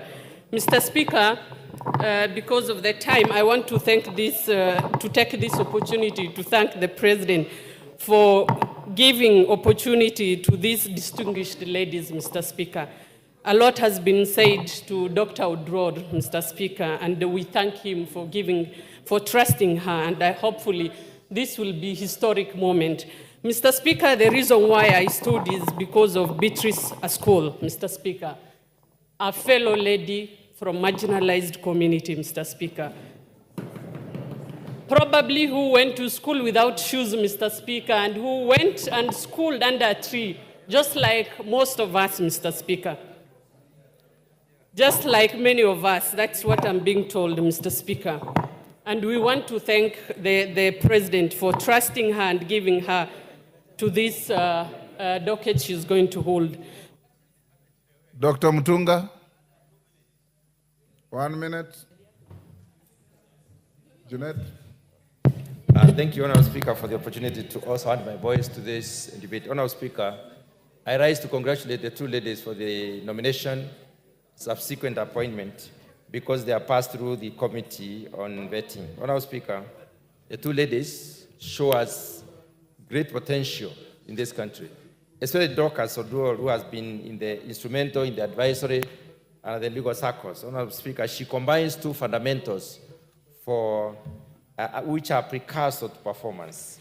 One, professionalism, and she's also very well, long-serving in terms of relevant experience. Honourable Speaker, for the President to think about broad-based government has brought a lot of peace in this country.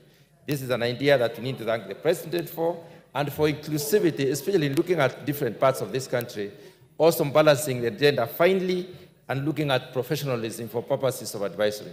Honourable Speaker, I congratulate the two and congratulate your team for also having done a good job, having been quite professional in terms of the vetting and asking the relevant questions to get the right people to do the job. I thank you, Honourable Speaker. Member for Turkana, West, is it West? North. North, sorry. North. Thank you, Mr. Speaker. I rise to support the approval of these two CS nominee, the CS nominee and the Attorney General. Mr. Speaker, I have worked with Askul in Turkana County as when she was CC Water. And I want to tell this House, Askul, Beatrice Askul comes with energy. She comes with competence. And I know by the time Beatrice Askul was leaving Turkana County, she had left behind 160 boreholes dug and equipped. You can imagine that that is contrary to what we found when the county government was coming in place, where we found not more than 50 boreholes in Turkana County. So you can imagine the work she brings to being the cabinet secretary for EAC and regional development. Pareo, 1 minute. Then Emasa, you'll close there, and I'll call the mover to reply. Thank you, Mr. Speaker, for giving me this opportunity to add my voice to support the two ladies. And before I continue, I want to congratulate the appointing committee for the job well done. These two ladies has proved to have knowledge in the subject that they are being appointed to do. And they need our support because they are capable of doing the work they appointed for. And therefore, I would like to congratulate Dorcas, knowing that she has a lot of knowledge in the position of the Attorney General, because she has experience and for a long time have proven that she knows what she's supposed to do. Then we have Beatrice, who comes from the marginalized communities and can give hope to other girls at home.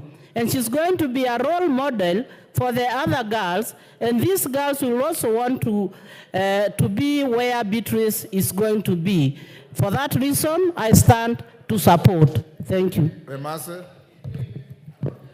Thank you, Honorable Speaker, for the opportunity. From the onset, I also want to join colleagues in congratulating the two ladies. They were nominated not because Beatrice comes from Turkana or Dorcas comes from Luo Nyanza, but because of their competency, which they equally demonstrated before us, the committee, Honorable Speaker, that you are chairing. And secondly, I want to thank His Excellency the President for nominating the two nominees, and the nomination of the two ladies therefore made sure that the President complied to the two-thirds gender rule in his cabinet. So I want to thank him very much for that. And finally, I also want to thank the President for recognizing the minorities, nominating Beatrice from the Atakere community, of which I belong. That is a milestone for us, and we are very proud of that. And that therefore means that in the future, there will be a test on them also on the table, because now the minorities are on the table.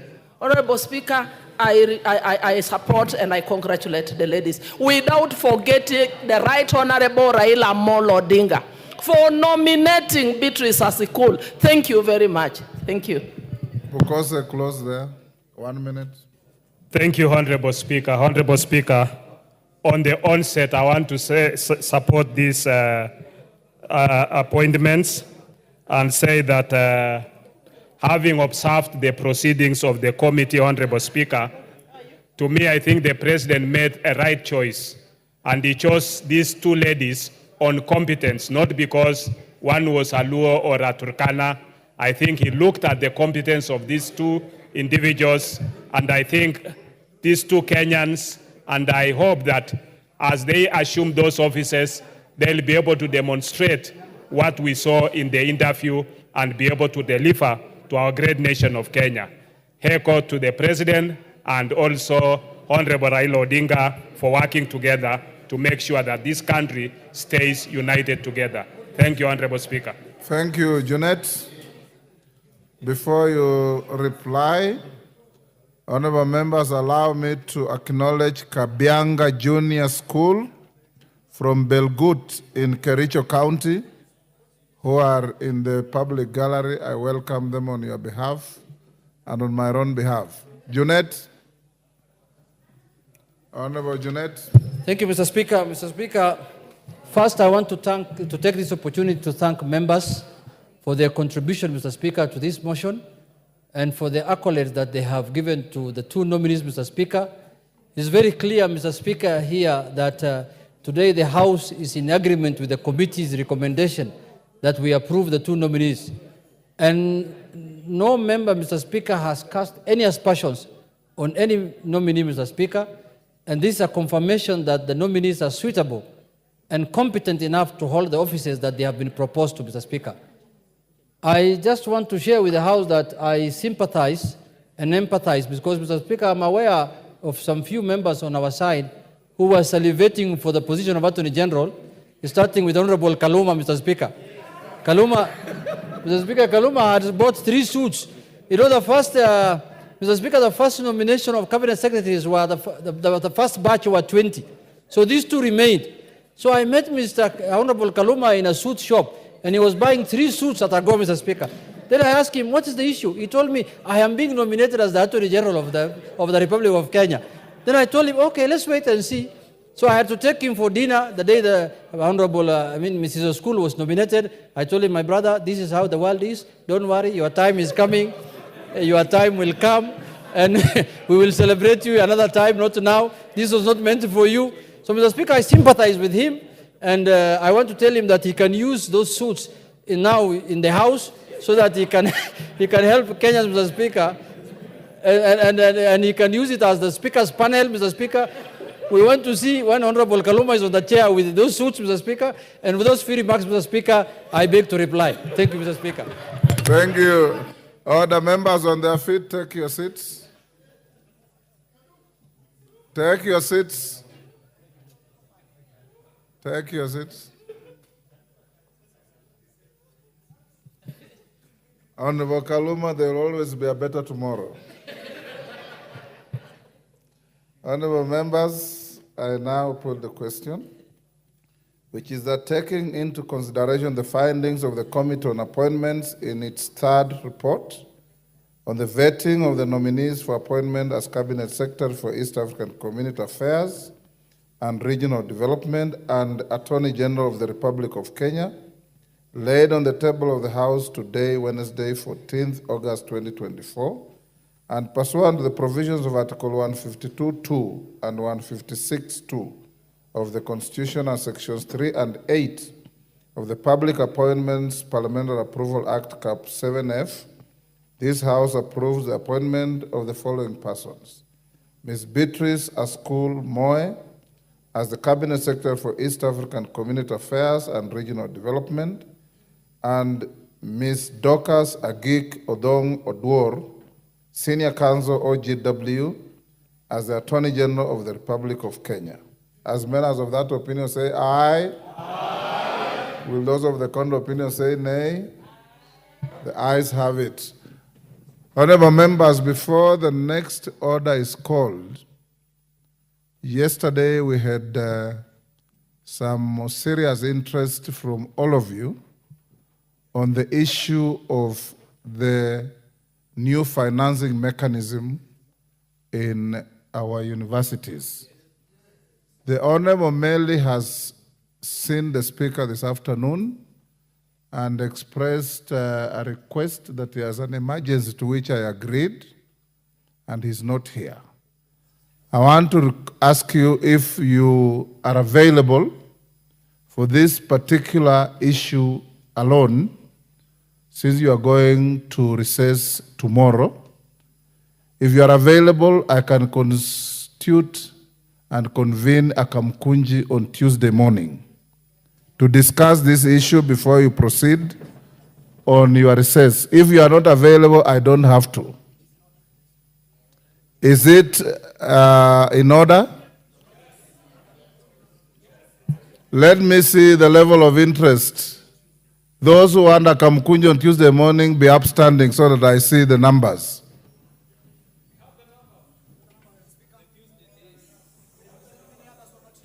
Okay. Now, okay, take your seats. Not tomorrow morning, no. Honorable Meli will not be there, and he says he has a very comprehensive response and clarity to all the issues, including the issues that I directed him to go and check with the ministry. So I invite you, all of you, and it will be posted on your wall, to attend a Kamkunji in this chamber on Tuesday at 10 o'clock, so that we can have explanations Those of you who have additional questions to ask on that issue, come so that it can be clarified as clearly as it can be. Next order. We now go back to order number 7. Order number 7, questions and statements. Honorable members, we'll now go back to order number 7 and thank you for the tremendous positive debate and industry on order number 11.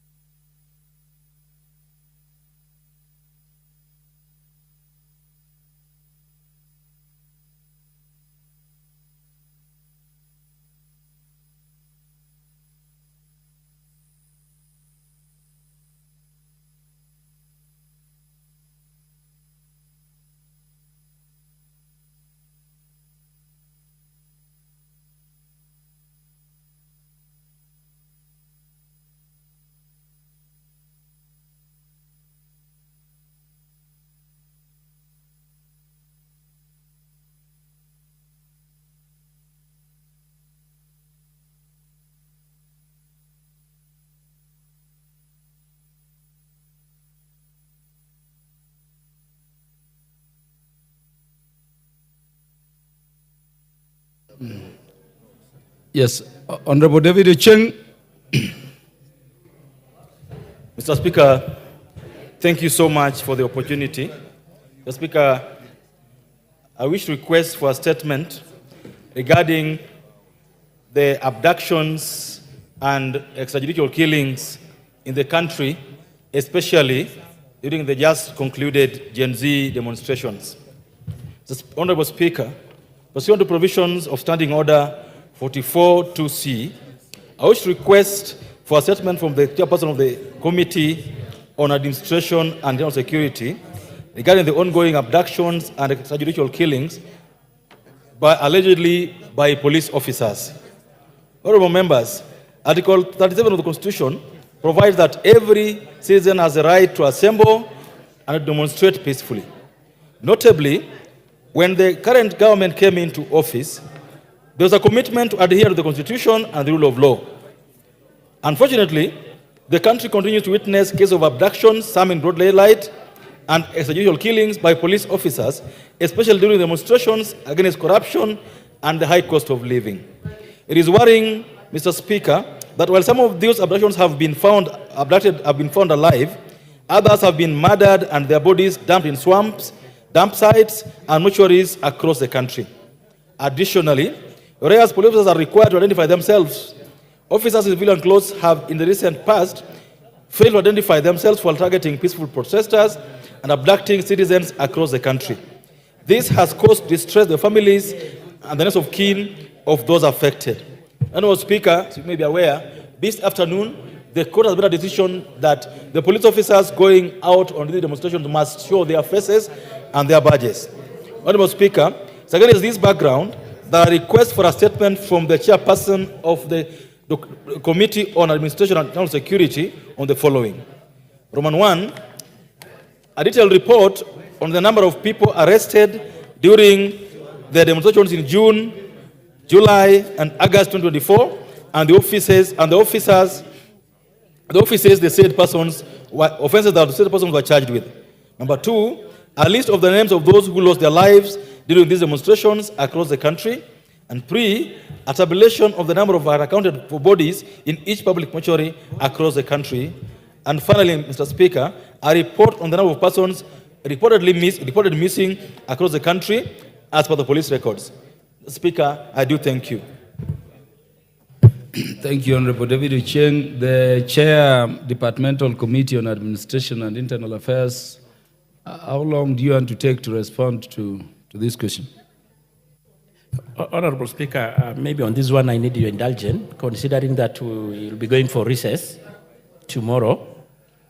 So maybe probably immediately when we resume.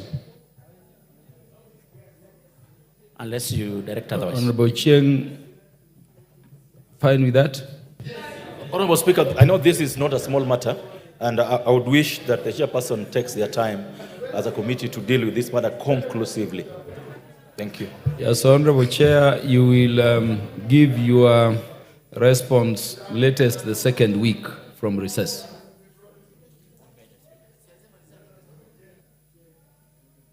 Latest the second week, the last Thursday of the second week, upon the House returning from recess.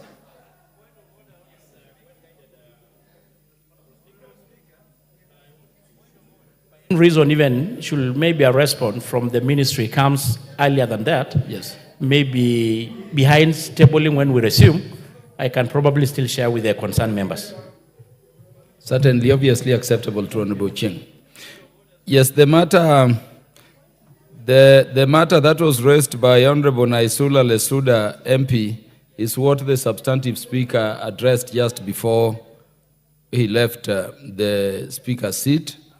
So, do we have the response of Honorable Innocent Mumanyi? The response by the Chair, Transport, the Departmental Committee on Transport and Infrastructure.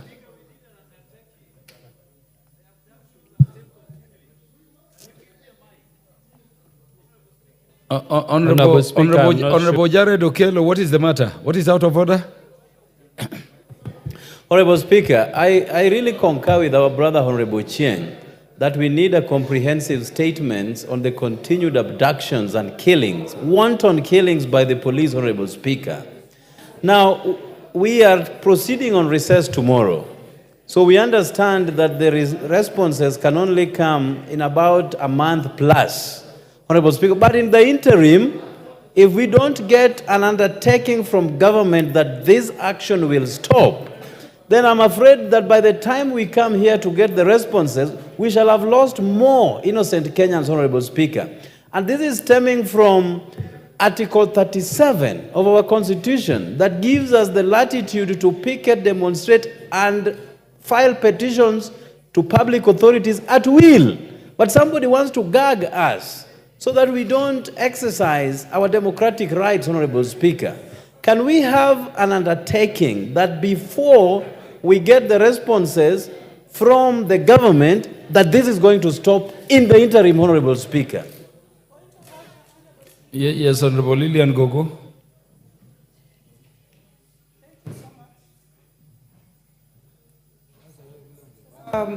Thank you so much, Honorable Speaker. I think this is a sensitive matter that has been raised by Honorable Ochieng.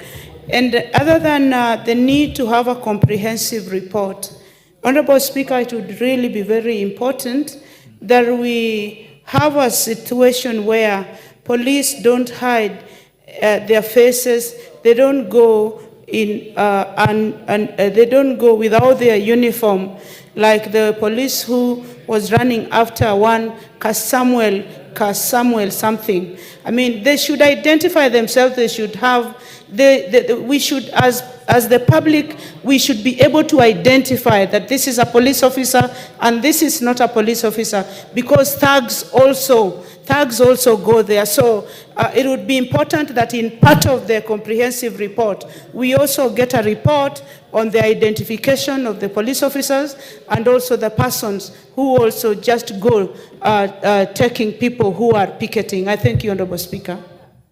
As the chair of the Committee on Administration and Internal Affairs has noted those concerns, they'll be dealt with within the remit of what Honorable Ochieng asked. And I wanted to say that we had, that matter is spent. I had called the chair, Departmental Committee on Transport and Infrastructure, to respond to the matter that was raised by the Honorable Innocent Mumanyi. Thank you, Honorable Speaker. It's really surprised that you are allowing debate on that matter, and you had already given direction on when the matter will be responded to. But I'm up to respond to the statement requested by Honorable Mumanyi, and I can see he is in the House. Honorable Speaker, I will not read the question. If you allow me, I'll go straight to the response. Honorable Speaker, on Wednesday, 12th June 2024, the member for Bobasi constituency, the Honorable Innocent Momanyi MP, requested for a statement from the chairperson of the Departmental Committee on Transport and Infrastructure regarding the reconstruction of a collapsed bridge in Nyamache Town, Bobasi constituency. Honorable Speaker, in the statement, the Honorable Momanyi sought to, among other things, establish why KERA has taken inordinately long to reconstruct the bridge in Nyamache Town since its destruction by flood was reported in May 2023. Request the KERA headquarters in Nairobi to release the emergency funds totaling to 19 million for the immediate reconstruction of the damaged bridge. The measures put in place for the reconstruction of the said bridge. Honorable Speaker, the committee met the PS roads on 30th July 2024, and the response given is as follows. Is Honorable Innocent Momanyi in the house? Yes, he is. Honorable Innocent Momanyi is not in the house. Oh. Chair, Transport and Infrastructure members ought to be sufficiently interested in the matters they raise on behalf of the people of Kenya they represent. Thank you. There is a member. Because he's not there, I want to direct that you table that response here and get a way of giving him a copy of it so that we can transact other business. Okay, I'm yeah, well just guided. table it. It I'm well lessens guided, your Chair. burden. Yes, Yeah, so table it so that he can get a copy, and then you can also get a way of getting him either to get the response from the parliamentary officers and to take it up from there. Chair, Transport and Infrastructure, you will now respond to the question that was raised by Honorable Stephen Mule, MP. I also can't find him here, Chair. Is Honorable Stephen Mule there? Honorable Stephen Mule also is not within the House. You will also table that response for them to access us and when they will be back to the House. Respond to the question raised, Chair, by the Honorable Tindi Mwale. Is Honorable Tindi Mwale in the House? Tindi Mwale is the Vice Chair of the Public Accounts Committee. Take your seat. It is your question being responded to. Honorable Speaker, on Thursday, 2nd May 2024, the member for Butere, Honorable Tindi Mwale, MP, requested for a statement from the chairperson of the Departmental Committee on Transport and Infrastructure regarding the potential infringement of the right to privacy by the National Transport and Safety Authority, NTSA. Honorable Speaker, in the statement, the Honorable Mwale sought to, among other things, establish the measures being taken to address the issue of registered organizations being unable to create or activate independent NTSA accounts to avoid companies only having the options of linking their data to unauthorized accounts. B, steps that have been taken to protect citizens whose accounts are linked to an organization's transactions, given the company's transaction receipts display authorized persons' details instead of the company's details, such as the name, telephone number, email address, and an identity card or identity number. And C, the measures that have been established to ensure that the accounts abusers with the limited rights on transactions of major accounts do not intrude into the privacy of the authorized person's personal data available on its citizen platform. Honorable Speaker, the committee received a response from the Ministry of Roads and Transport during a meeting held on 30th July 2024, which I now wish to make. One, regarding the measures being taken to address the issue of registered organizations being unable to create or achieve independent NTSA accounts. Two, avoid companies only having the option of linking their data to an unauthorized account. The ministry submitted that NTSA is not considering providing independent organizations accounts since it creates cybersecurity issues and lacks accountability. It is also not possible to know who is controlling these generic accounts at any time.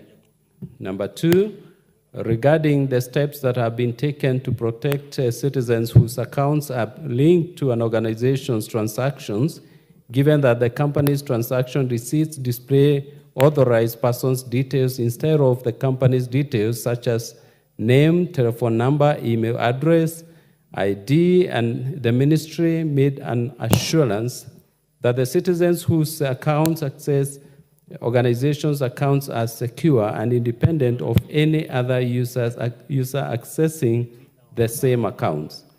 The individual natural account cannot be seen by any other individual unless they have access to their username, password, and phone. The account management within the eCitizen single sign-in allows individuals to only see the details of their accounts and now not that of other users. Three, regarding the measures that have been established to ensure that the account sub-users with limited rights on transactions of major accounts do not intrude into the privacy of the authorized person's personal data available on eCitizen platform. The ministry submitted that the sub-user accounts are used in large organizations that need more than one person to perform transactions. The users are role-based, and all they can access are the roles they perform. They cannot access the other individual person's accounts. This has always been the case, even when NTSA had generic and independent accounts for organizations. No user can access other user accounts or view each other's accounts profile details. I submit, Honorable Speaker. Thank you very much, Chair. In respect of the others, just table them so that they can easily, the members who are not in the House can easily access them. Next order.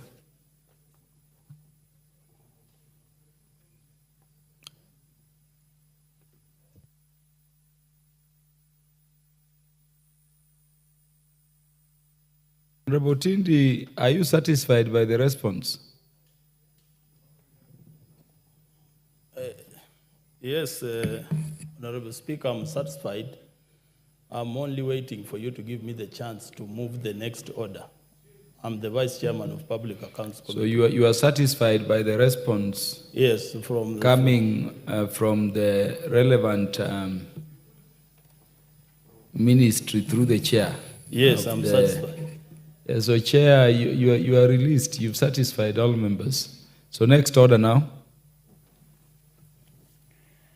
Order number 12, motion, appointment of a firm to provide external audit services to the Office of the Auditor General. Chairperson, Public Accounts Committee to move. Thank you, Mr. Speaker. Mr. Speaker, I rise to move that the House adopts the report of the Public Accounts Committee on the procurement of external audit service for the Office of the Auditor General for the financial years 2022, 2023, 2023, 2024, 2024, 2025. That pursuant to provisions of Article 2264 of the Constitution, the committee recommends that the National Assembly appoints, Assembly approves the appointment. Chair, by way of properly moving, please beg to move the motion as per the order paper, word for word if possible. Then you can make contributions. Okay, thank you, Mr. Speaker. Mr. Speaker, I beg to move that the House adopts the report of the Public Accounts Committee on the procurement of external audit services for the Office of the Auditor General for the financial years 2022-2023, 2023-2024, and 2024-2025, laid on the table of the House on Wednesday, 4th August 2024, and pursuant to the provisions of Article 2264 of the Constitution and Section 43 of the Public Audit Act, Cap 412B, appoints MS PKF Kenya LLP for purpose of providing external audit services to the Office of the Auditor General, OAG, with respect to Roman 1, the accounts of the Office of the Auditor General for the period 2022-2023, 2023-2024, and 2024-2025, and Roman 2, the financial statements for the staff mortgage and car loan scheme for the Office of the Auditor General for the financial years 2022-2023, 2023-2024, and 2024-2025.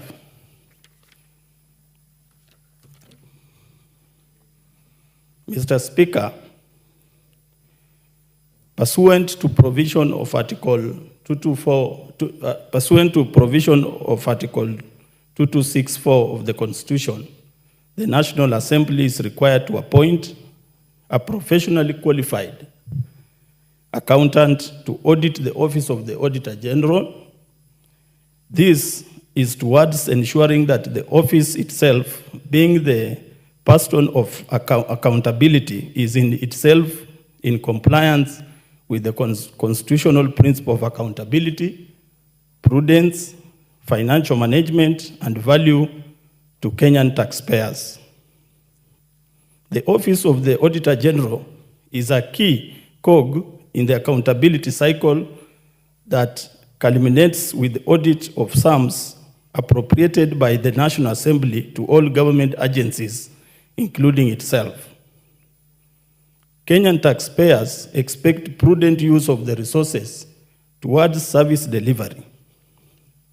Parliament is a key consumer to reports of the Auditor General, including annual audit reports, special audit reports, and performance audits, which ultimately should guide budgetary provisions to all agencies. In these reports, Mr. Speaker, that is the fact occupy much of the time of audit committees. Mr. Speaker, the Public Accounts Committee has been on the forefront of advocating for increased budgetary allocations to the Office of the Auditor General. It has been the desire of the committee and indeed the National Assembly to have a fully capacitated audit office to keep up with the pace of the budgetary growth of our annual estimates. Indeed, the Auditor General will admit that despite more funding requirements, the office has seen tremendous growth in capacity over the years. For instance, in the last 5 years, the office had annual allocation of 5.88 billion in 2019-2020 financial year to the current Kenyan shillings 8.12 billion in the prevailing financial year 2024-2025, which has enabled the office fulfill its mandate enshrined under Article 229 of the Constitution.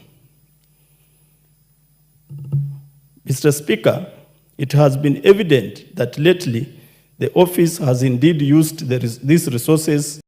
It has been evident that lately the office has indeed used these resources to churn out more reports. The committee, Public Accounts Committee, have devised methods to consume all these reports and derive value for taxpayers' money. It is not lost on the committee have continued to engage the office towards improving pace and quality of audits. Mr. Speaker, from the foregoing and in compliance with provisions of Article 2264 of the Constitution, the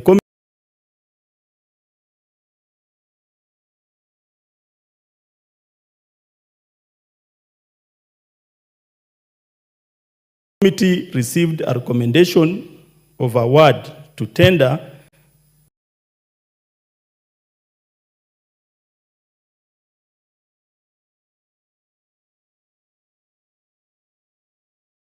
on the procurement of external audit services. The committee further observed that an offer had been made to MSPKF Kenya Limited Liability Partnership LLP, subject to approval by the National Assembly pursuant to Article 2264 of the Constitution. Mr. Speaker, I want the House to note that the genesis of this report is based on Article 2264, which gives the National Assembly the right and mandate to appoint a qualified accountant firm to monitor the operations and functions of the Office of the Auditor General. Mr. Speaker, the committee, having satisfied itself with due process was followed, resolved to recommend to the National Assembly the approval of the award of PKF Kenya Limited Liability Partnership LLP. I will in brief demonstrate to this honorable House the process that culminated in the award of the aforementioned firm. Mr. Speaker, in fulfillment of Article 2264 of the Constitution, the National Assembly tendered through request for proposal for provision of external audit services to the Office of the Auditor General. The open tender was advertised on 7th of June, 2024, in 4 daily newspapers, our parliamentary website, and the public procurement information portal. Mr. Speaker, I want the House to note that the advertisement was done in accordance with the Public Procurement and Asset Disposal Act of 2015 and was in accordance of Section 96. Mr. Speaker, the advertisement provided the terms of reference of the successful firm as follows. A, conducting independent audit of the organization's activities or operations in line with the international standards on accounting and international financial reporting standards and guidance by Public Sector Accounting Standards Board. B, expressing of opinion on whether the financial statements are prepared in all material aspects in accordance with applicable financial reporting standards and frameworks, whether the organization has maintained proper books of accounts, and whether the accompanying financial statements give a true and fair view of the financial position of the Office of the Auditor General.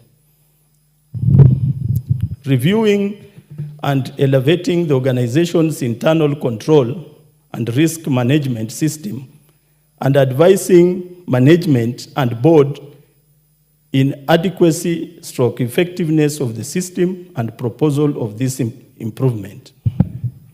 Reviewing adequacy of the organization information system and infrastructure. Providing any other value addition services consistent with the audit of the organization. The tender submission and opening date was on 18th of June 2024. Procurement and Asset Disposal Act 2015 to oversee the tender opening process. The following two firms responded by submitting their bids. Bid number 1 was the firm of PKF Kenya LLP. Bid number 2 was Nelson and Francis LLP. An ad hoc evaluation committee was appointed by the accounting officer on 13th June 2024, pursuant to Section 46 of the Public Procurement and Asset Disposal Act 2015, to evaluate the bids submitted by the two firms.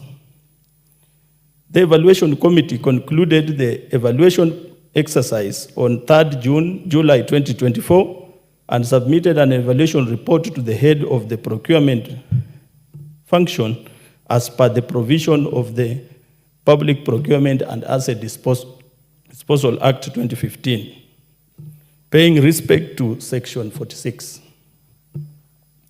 During evaluation, Nelson and Francis LLP was disqualified at the preliminary and mandatory evaluation stage for reasons specified in our report, including tax non-compliance. As you know, Mr. Speaker, tax compliance is a mandatory requirement in any procurement in this republic. PKF Kenya Limited met all the preliminary and mandatory and therefore proceeded to the technical second stage of the evaluation, which it scored an average of 80%, which was above 75%. This is when you combine the financial plus technical scores. It scored 75%, which was 80%, which was above 75%. Further, procurement procedures as elaborated in the report ended in award to the firm at a tender cost of Kenya shillings 25,565,235 Kenyan shillings. A notification of intention to enter into a contract was issued to the firm subject to approval of the House. It is this approval that this committee seeks from this honorable House, Mr. Speaker. Mr. Speaker, during interrogation of the process by the committee, it emerged that it has been usual for very few firms to bid for the bid, and this time was no exception, with only 2 bidding. The apparent reason for this state of affairs has been that most of these independent audit firms shy away from professional distance, having been engaged by the Office of the Auditor General in other outsourced engagements. The committee's decision was, however, constrained with this fact, as the procurement laws were all adhered to. Mr. Speaker, the firm has previously been engaged by the National Assembly, that's the firm of PKF, and we are in fact waiting for its report for the preceding years. And the committee will submit this report to this House. The committee, we commit to provide thorough oversight to this important office towards improving its operational efficiency and obtain value for money for every coin appropriated by this House. Mr. Speaker, this report is basically straightforward and a brief one, and I therefore wish to request the House to adopt our report and approve award of the audit services to PKF Kenya Limited. Mr. Speaker, in a nutshell, just to conclude before I request my colleague, Honorable Ruto, to second, the genesis of this report is Article 2264 of the Constitution, which gives the powers to the National Assembly to appoint a qualified accounting firm And this firm is going to audit the operations and efficiency of the Office of the Auditor General. It is that basis that the Chief Accounting Officer of the National Assembly, who is the clerk of the National Assembly, conducted the Public Accounts Committee to request for Public Accounts Committee to go through the process and request the House through this report to approve PKF Kenya LLP partnership as the accounting firm which will audit the Office of the Auditor General. Mr. Speaker, as you know, for us to have effective use of our taxpayers' money, we need to have a strong and robust, efficient accounting firm. This accounting firm is the Office of the Auditor General. We appreciate the report and the work of the Office of the Auditor General, but we want to have an independent firm that is going to help this House and Kenyans in general to audit the operations of the Office of the Auditor General. And that's why I'm pleading with the House to accept this report and accept that the PKF Kenya LLP begins its work of auditing the operations and efficiency of the Office of the Auditor General. In conclusion, Mr. Speaker, I've heard and seen members who have congratulated His Excellency the President, Dr. William Samoei Ruto, for appointments in the broad-based government. I want to take this opportunity as the Vice Chairman of Public Accounts Committee to congratulate and appreciate the President for nominating our Chairman, the Honorable John Mbadi. By the President appointing Honorable John Mbadi, he ascertained that this committee, the Public Accounts Committee, has got leaders and members who are capable and brilliant to lead this country even at the higher echelons of power, including the Ministry of Treasury. And I want to assure this House that this committee is committed and efficient, and this report has been evaluated well with the committee, and I believe that if we pass this report, we will make sure that the operations at the Office of the Auditor General are well, effective, transparent, and will benefit Kenyans in general. I want to stop there, Honorable Speaker, and request my colleague, a member of the committee, Honorable Oundo, the MP for Funyula, to second the report. Thank you very much. Thank you, Vice Chair, Public Accounts Committee. The Honorable Wilberforce Oundo, second.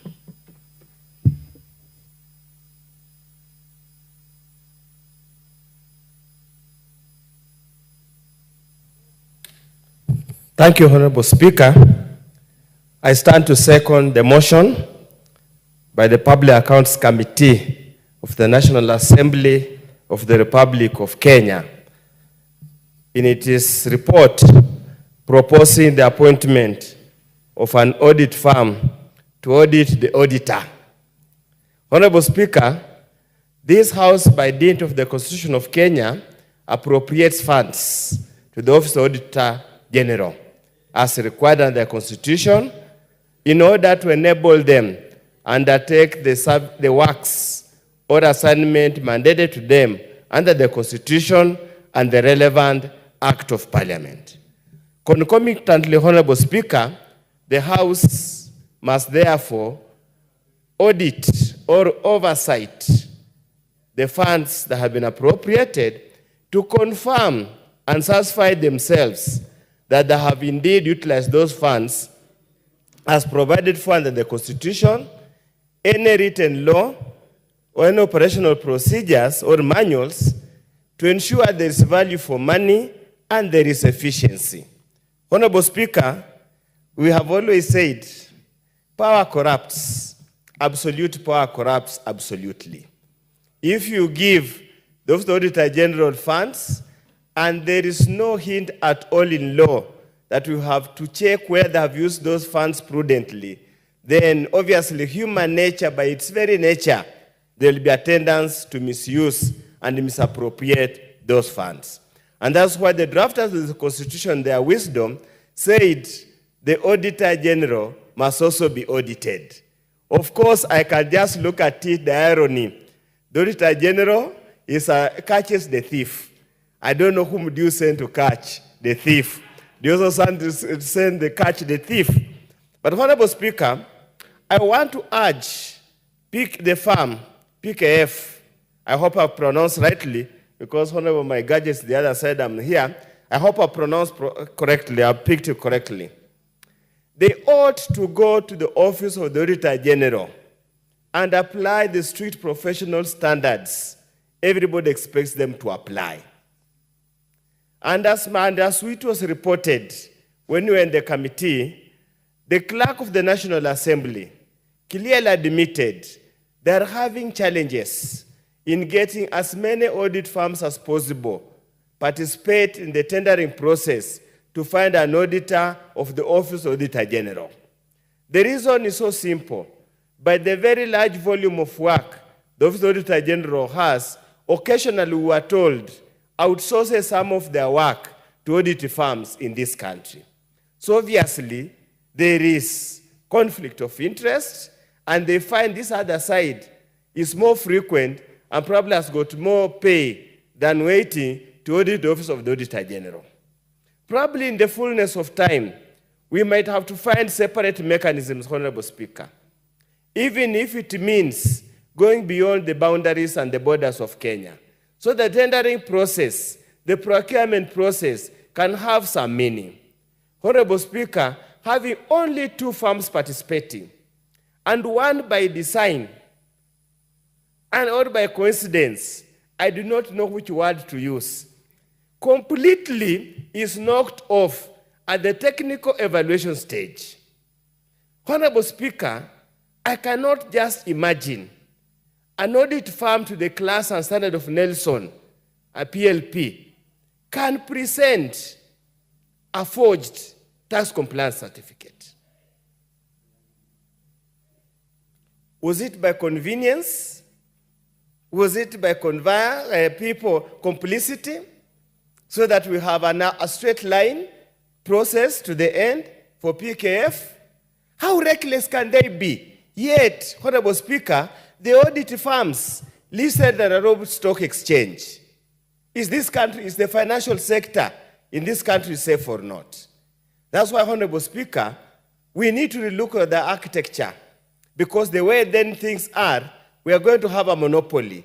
And General Honorable Speaker, I was in the corporate world before I transited to the academia. There was a basic rule. No audit firm should audit one company for 3 consecutive financial years. The reason we continuously change is to ensure there's objectivity, there is fairness, there is an ability to pick out hidden accounting malady in any accounting records. Honorable Speaker, in the last financial year, we gave PKF to audit the Office of the Auditor General for 3 consecutive financial years. This particular tender, they're going to audit for 2 financial years. So in totality, they would have audited for 5 financial years, which is against basic corporate governance, corporate governance structures in this country and all over the world. So I call upon this parliament in its wisdom, or the office of the clerk, that the next time they tender, with now knowing that very few Kenyan firms will wish to participate, can we make it an East African tender so that we can get an audit firm in Uganda, Tanzania, even Somalia, so that now we have a fair and competitive tendering process. Second, Honorable Speaker, as a matter for you also to note, is now auditing process, Honorable Speaker, has gone beyond looking at the profit and loss account, has gone beyond only preparing the balance sheet. Honorable Speaker, auditing has gone out the way to look at the systems, operational system, standing operation procedure. Is the Office of the Auditor General adequately resourced to undertake their tasks? Very many cases, Honorable Speaker, they are not. So we hope their report will inform this particular parliament or any subsequent parliament to ensure the Office of Auditor General is adequately funded, is adequately resourced to have manpower with technical ability and relevant experience to audit the very many government entities that are now being forced to audit. Honorable Speaker, until the other year, they now have to audit primary schools, secondary schools, and other educational institutions. Honorable Speaker, you know me and you, how many those are, and how badly their books of account are maintained. We need to relook at it. Second, Honorable Speaker, and this is we must tell each other in this country without fear of sugarcoating any particular matter. The Office of Auditor General is populated by the typical Kenyan, a Kenyan who is driven by typical personal gains instead of public good. You talk all over, Honorable Speaker, you sit and talk to these accounting officers. They have very harrowing experiences with the auditors sent to audit various government entities. And this we have told and continuously said. The Office of Auditor General also needs to be audited in terms of personal integrity and professionalism in the discharge of their work. That's why, Honorable Speaker, many of the reports produced by the Office of Auditor General, whenever they're subject to a test in any particular court of law, they fail short. They fall short. And that's why you don't get as many convictions arising from the report of the Auditor General. It is time, Honorable Speaker, we must, as a country, relook at it, because the alternative is for us to go to continuously perpetuate corruption and use the Office of the Auditor General to cover corruption. Honorable Speaker, I just wish PKF will be bold enough, other than just auditing the books of account, to go outside there in the field and ask those entities who are audited by the Office of Auditor General, so that they can share with them the experience of being audited by the Office of Auditor General, so that we can come to fore. We say exactly what is happening, Honorable Speaker. Honorable Speaker, many of us are members of Parliament here. When they come to audit CDF accounts, many times they deliberately write very adverse reports. And before even those reports are admitted here in Parliament, Honorable Speaker, they sneak those reports to the media, and the media now splashes. Honorable so-and-so has eaten bursary money. As if a member of Parliament is an accounting officer, he has to go to every single school asking for receipt to confirm the bursary money has been sent. That's why we are asking there must be infused adequate professionalism in the Office of the Auditor General, so that Kenyans can get value for money. As I conclude, Honorable Speaker, I also want to tell the Office of the Auditor General, there are no sacred cows in this country. There are no stones that are not capable of being turned. They must go outside there and pick out the rot that is starting at the county governments, as well as the national government, and all over. We can save this country a lot of money. We do not have to borrow, Honorable Speaker. It's the Office of the Auditor General that's the backbone that can save this country. Let them go out and pick out. Honorable Speaker, how do you explain, Honorable Speaker, a cabinet secretary can afford to buy a house of 215 million on a salary of less than a million? How is that possible? And yet that person is never dragged to any court of law, and even if they are dragged to court of law, the evidence is so weak, cannot sustain a conviction. Honorable Speaker, I support.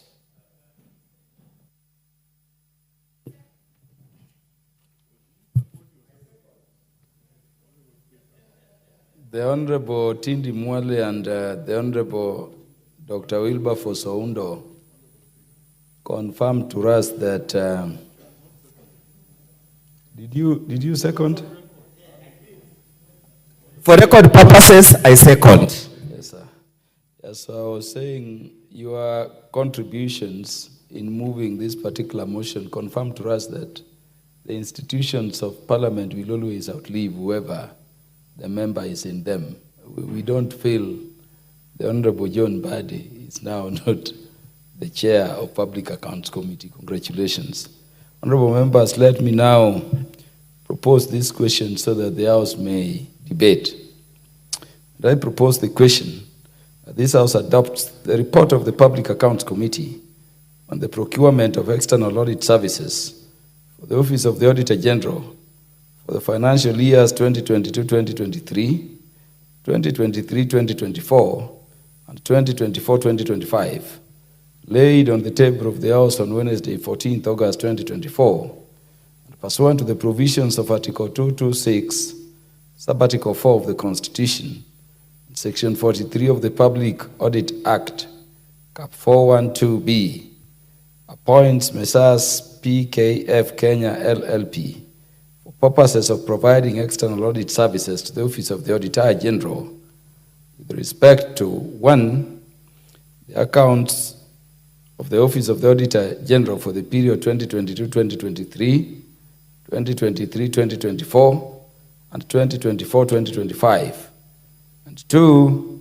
The financial statements for the staff mortgage and car loan scheme of the Office of the Auditor General for the financial years 2022-2023, 2023-2024, and 2024-2025.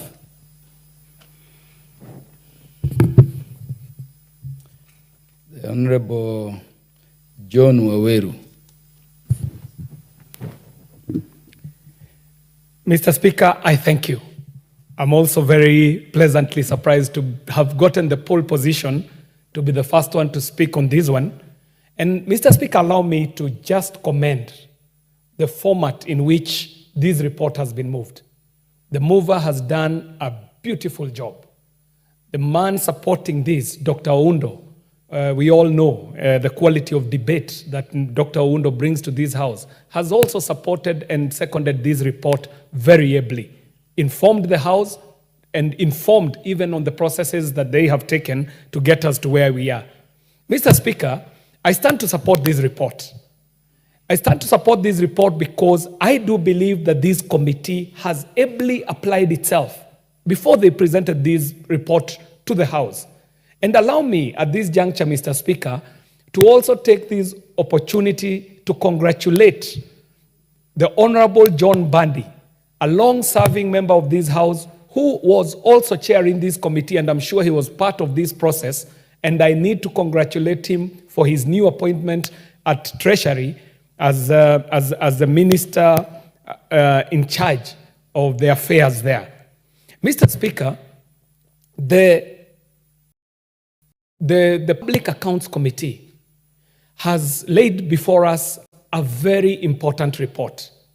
And I would like to take some time to just appreciate the process that they undertook as provided for by the Constitution. This is Article 226, Sub-Article 4, and also the laws as provided for in the Public Procurement and Disposal Act, which has provided for the process that has been well spoken to by Honorable Tindi Mwale when he was moving this report. Mr. Speaker, these are the things I'd like to say about this procurement of an external auditor who is needed to come to audit the accounts of the Office of the Auditor General, who is also required to check into the financial statements for the staff mortgage and the car loan scheme at the Office of the Auditor General, and who is required to basically audit the auditor. Mr. Speaker, if we are satisfied that the process that was undertaken delivered us the right people, who are the PKF, then we must task them to do the work that they are required to do. Mr. Speaker, if it is so, as has been reported by Dr. Oundo, that the process of procurement is becoming either inefficient or not delivering the right people, then, Mr. Speaker, I think it is at this point that this House must say that the process of the procurement of an external auditor for the Office of the Auditor General needs to be rechecked. The issues that have been raised here are critical, Mr. Speaker, that it cannot be coincidence or by design that the people who are up against PKF found themselves falling into some very technical issues which are bordering even on matters of integrity. The presentation of fake certificates before a vetting entity for an auditor should be a matter that should raise the eyebrows of this House, Mr. Speaker. As it has been said, this auditor is required to audit the auditor who audits other auditors who audit the books in this republic to ensure that there is prudent use of public finances in this country. So if there is a blemish on the process which was undertaken, then we know that the product is only as good as the process. So if the matter of the procurement is brought to disrepute, then even the working of that entity shall be brought to disrepute. However, if the committee is satisfied that PKF, according to the laws and the constitution of this country, should be the audit firm auditing the Auditor General's office, then so be it. As per the report presented here, the committee is satisfied. So we have no other reason for us not to be satisfied. Now, when we task them to do the job, Mr. Speaker, we pray that the audits that are going to be done are going to be audits that are independent, but more so audits that can stand up to the acceptable international standards of auditing, Mr. Speaker. And if they could observe this, then we shall be able to see a number of things. And I do not want to preempt their work. If they apply themselves properly on this job, Mr. Speaker, I'm sure that in their findings, they shall find that the Office of the Auditor General, as currently constituted, is not able to undertake all the work that it is tasked to do. This is an office that is a central office, probably somewhere here in Nairobi, that is required not only to audit national books, but also audit the counties, audit the ministries, audit the agencies, audit the departments. They are the same people who we see in our constituencies auditing our national government constituency development funds, Mr. Speaker. As currently constituted, I can feel the strain that is in this office. So if these auditors are going to do their work right, they shall audit and they shall find that as currently constituted, the Office of the Auditor General is inefficiently composed to undertake the job that they are required to do. Mr. Speaker, if they apply themselves to this work, they are required, as Dr. Undo said, to go beyond just auditing the numbers and the bottom lines and balancing out the books. An audit today requires for a system audit. It also, I dare say, requires for a welfare audit, Mr. Speaker. The auditing of the welfare and the terms of individuals working in this office.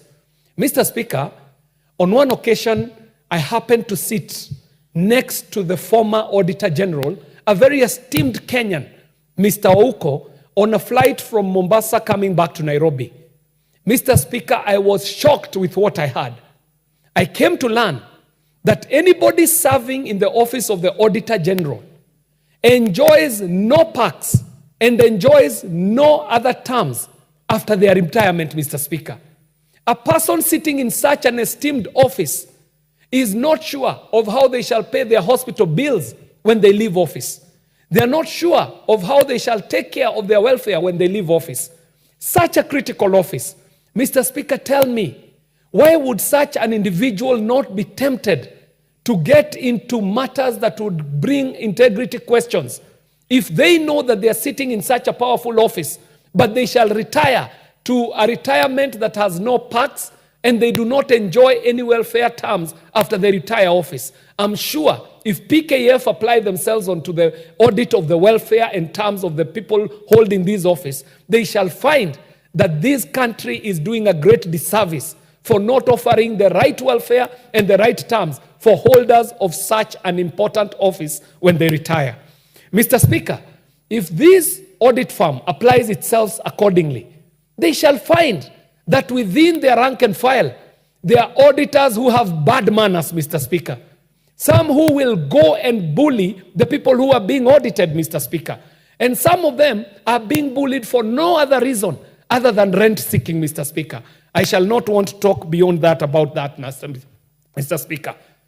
Mr. Speaker, finally, if PAKF applies itself on the job, they shall find that there is work to be done in the counties, Mr. Speaker. The counties in this country are such a shame when it comes to public procurement.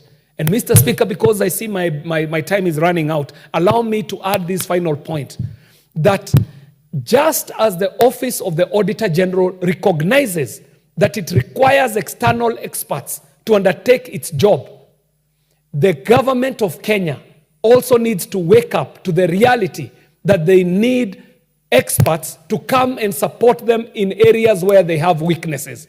One of the biggest areas of weaknesses in this government is the area of communications, Mr. Speaker. The Kenya government ought to do what the Office of the Auditor General is doing by bringing in external professionals to come and assist them in doing the job. The government of Kenya needs to professionalize its communication, just as we are seeing the Auditor General relying on professionals to undertake their job. Mr. Speaker, the communication in government requires such professionalization so that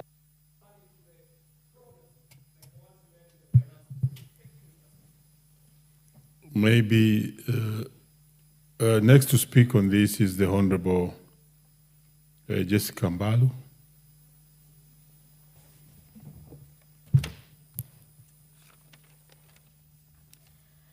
Thank you, Mr. Speaker, for the opportunity.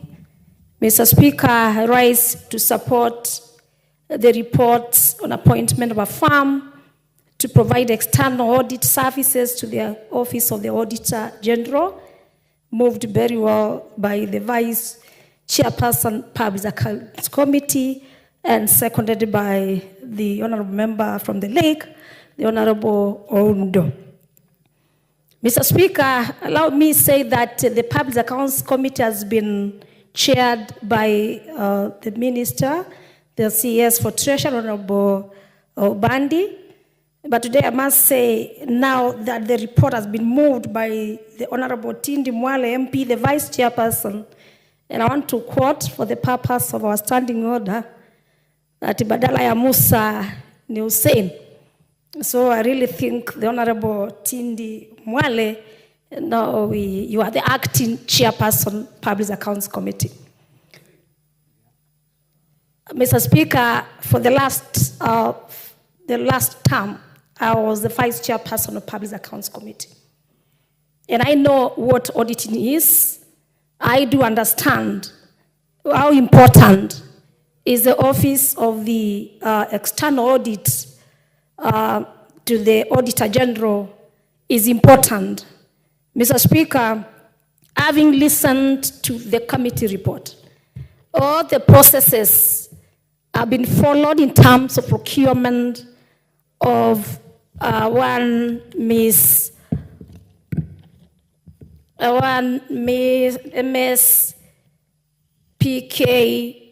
PKF Kenya LLP as the firm that has won the tendering process. Mr. Speaker, looking at the report, the right procurement process was followed, all the processes were followed, and the Public Accounts Committee, with its membership, has been convinced that our Miss PKF Kenya LLP is the right firm to audit the Auditor General. The advertisement was done in terms of the successful firm, Mr. Speaker, and I want to say I'm very grateful that the committee has been able to conduct independent audit of the organization's activities and all the operations, of course in line with the international standards on auditing and international financing reporting standards. And these are the guidelines, Mr. Speaker, by Public Sector Accounting Standard Board. And so this committee was convinced that the firm that they are seeking for approval from this House is well in terms of these books. Mr. Speaker, the committee has also expressed themselves and through opinion on the financial statements that have been prepared. And in all material respects, Mr. Speaker, it is in accordance with the applicable financial reporting standards and the frameworks, Mr. Speaker.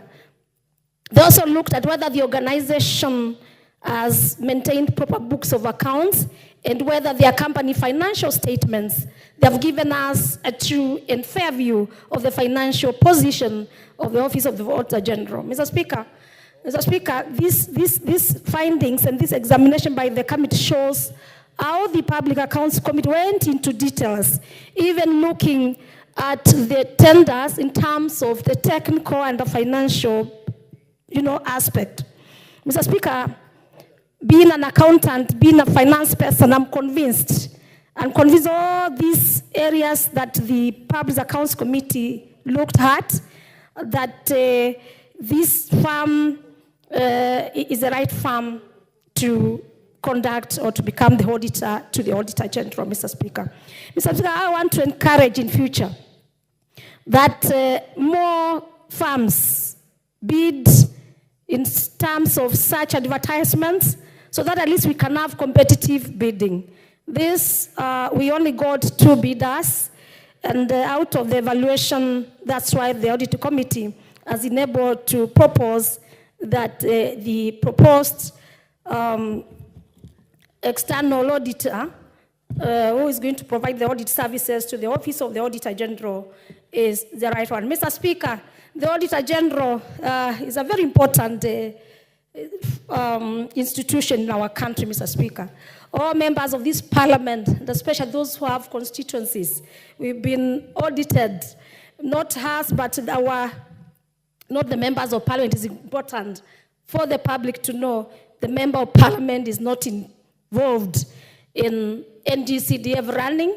We are just oversight. We do our oversight, we do our public participation. But as Honorable Undo said, most of the times that you find some reports of the Auditor General, even the layman, you look at them and you'd say, if you are given that office, you would have done a better report. The wordings, the expertise.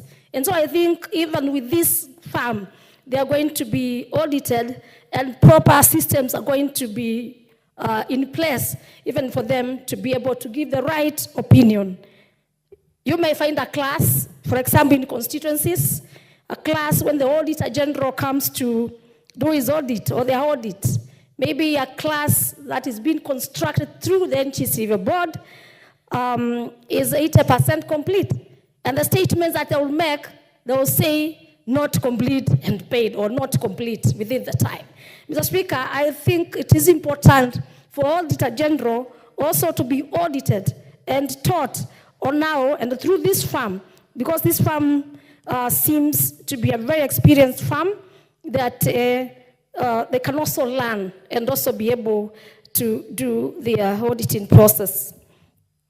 Mr. Speaker, the tender committee, which was appointed by the accounting officer, Mr. Speaker, on the 13th of June, is in person with Section 78 of the Public Procurement and Asset Disposal Act to oversee the tender opening process, did its work, and the committee was satisfied. This is within the Procurement Act, which this House has passed, Mr. Speaker. Mr. Speaker, I don't want to speak a lot because the report is self-talking. In fact, given all the areas that they looked at, the advantages that the auditor to the Auditor General will be bringing to this country, and to, of course, for prudence use of our money. Mr. Speaker, I am convinced, and I therefore want to say I support the adoption of the report of the Public Accounts Committee on the procurement of the external audit services for the Office of the Auditor General for the financial years 2022-2023, 2023-2024, 2024-2025, which was procedure laid on this House. And this, we appoint MS PKF Kenya LLP. I thank you.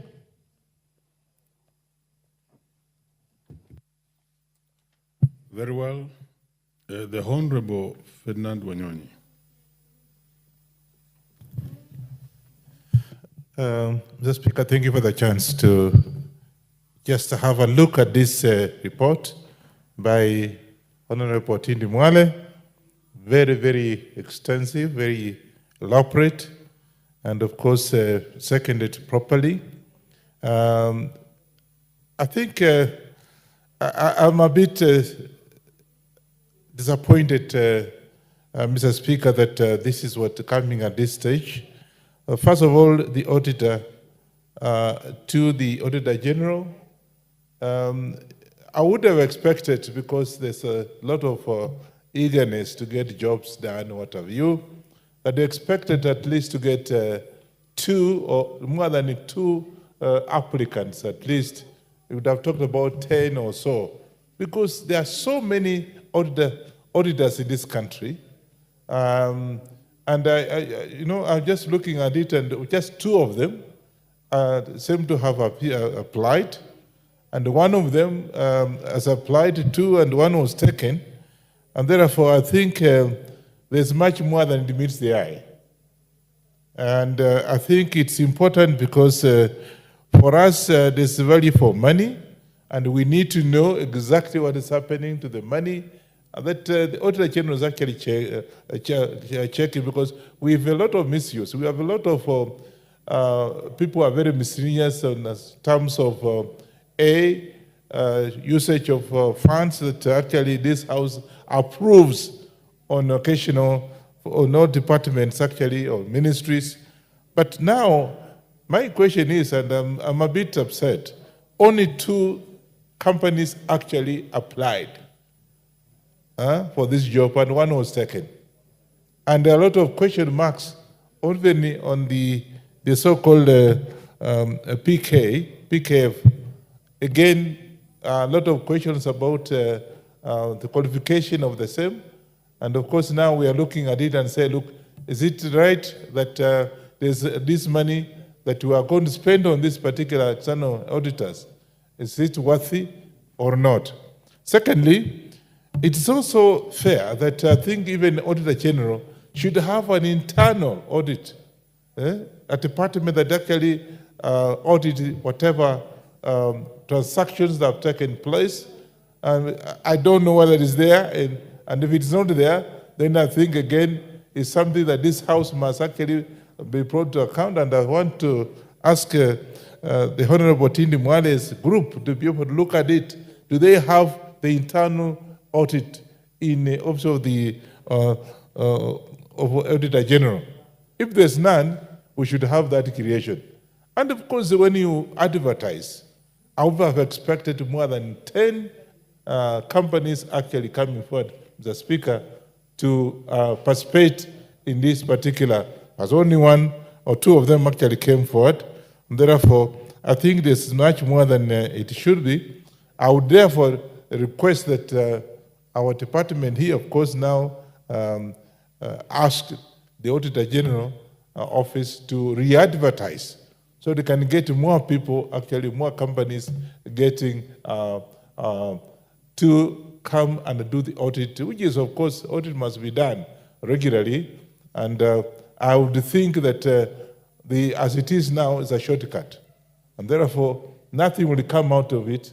And therefore, I think, Mr. Speaker, I want to take this opportunity to ask our department here, our committee here, to be able to actually ask the Auditor General to re-advertise for this particular exercise, so there is a value for the money as it is. And of course, apart from that, I'll be able to then look at it, is it actually worth it or not? Because we have so much to do. There are so many loopholes in all the ministries. And therefore, the Auditor General is actually a very key department, and therefore, we are looking at it and be able to, and expecting so much from it. But as it is now, from what I'm seeing, no, it's not meeting what the requirements are. And therefore, I've got my reservation for the same, and therefore I'm asking our committee to be able to come out and look at it critically, as somebody mentioned, and I think the second I was saying, in fact, instead of even having internal, let's make it international advertisement. You can get auditors from whatever, Europe, even whatever. Just look at the papers and see whether the procurements and whatever has been done in the other ministries has been done as expected. And therefore, I have my reservations, and I think we should look at it more critically and not just pass it for the sake of it, because I think it is much more than meets the eye. I support the report. Engineer Paul Nzengu.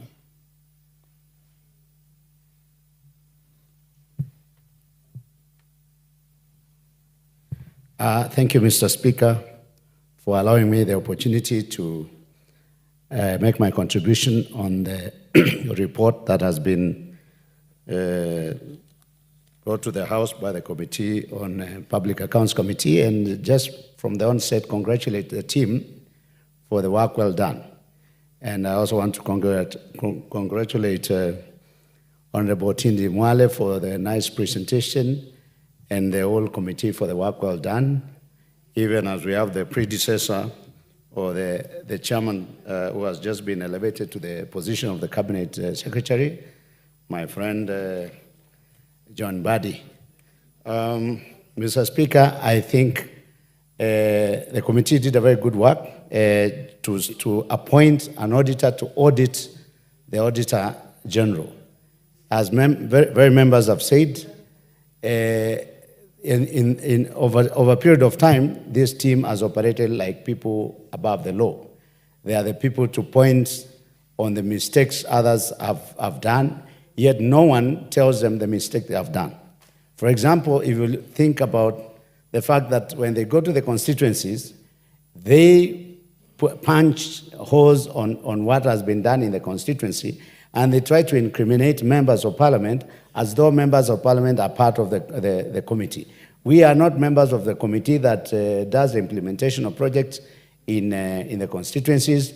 There are established committee, there is established office of the CDFC, but because of malice or for whatever reason they do it, you end up hearing that certain constituency, the MP has misappropriated funds. How can you misappropriate funds that you don't even have a say over them? You are not a II holder, you are not a signatory of any account, you're not even a member of the committee after all. So I want to appreciate the work that has been carried out by that committee, and even for the appointment of FKF Kenya LLP, the auditor that has been appointed.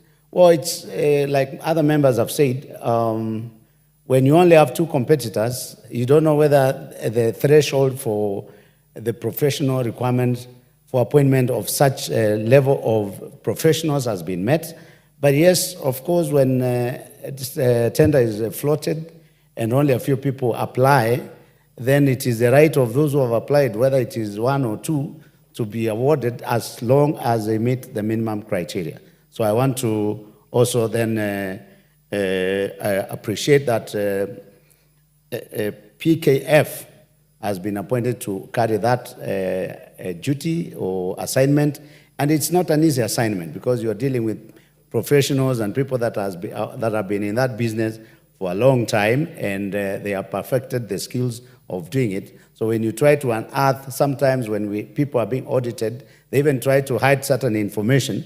So I know it's not going to be a walk on the park, but then I hope and believe that the committee found them to be beyond reproach and capable of doing the activity or the assignment that has been assigned to them. And with those few remarks, I support. Thank you, Mr. Speaker. The Honorable Ridikiri Mugambi. Give me the mic. Thank you. Mr. Chairman, Mr. Speaker, I tried to access. I forgot there was a different card I was given and I didn't change my password. Mr. Speaker, I rise to identify myself with the report that has been tabled, whose subject matter is the appointment of Mr. PKF Kenya LLP as the external auditors for the Auditor General of the Republic of Kenya. Mr. Speaker, the importance of Auditor General is very central in managing the utilization of the resources that various government ministries have been entrusted. Mr. Speaker, before I say whether I accept or not, Mr. Speaker, the Auditor General is supposed to be only thou. This is the institution that is not supposed to be found to have any faults whatsoever. Mr. Speaker, this is the institution that is supposed to advise on the best performance and utilization of the resources that various MDAs have been given to them. Mr. Speaker, the Auditor General is supposed to identify gaps and make recommendations on how to cover those gaps. Mr. Speaker, we rely on the report of the Auditor General to flush out corruption in various institutions, government and quasi-government institutions. Mr. Speaker, we expect the Auditor General to make recommendations, and recommendations cut not or limited to financial aspects, but also processes, including procurement. Mr. Speaker, they are supposed to advise government on conformity to international standards of audits. Mr. Speaker, in as much as I agree with the report of the committee, I would say it has fallen short of one fundamental requirement in procurement processes. Mr. Speaker, I don't know. Only 2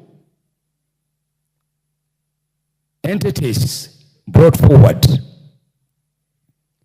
their bid. And one of them, just like what Professor Oundo has said, it lacked some fundamental documents. I still have to get the specific recommendation that the committee meant, convincing that that process of procurement was adhered to. If they convince us that they didn't have adequate time, Mr. Speaker, I would say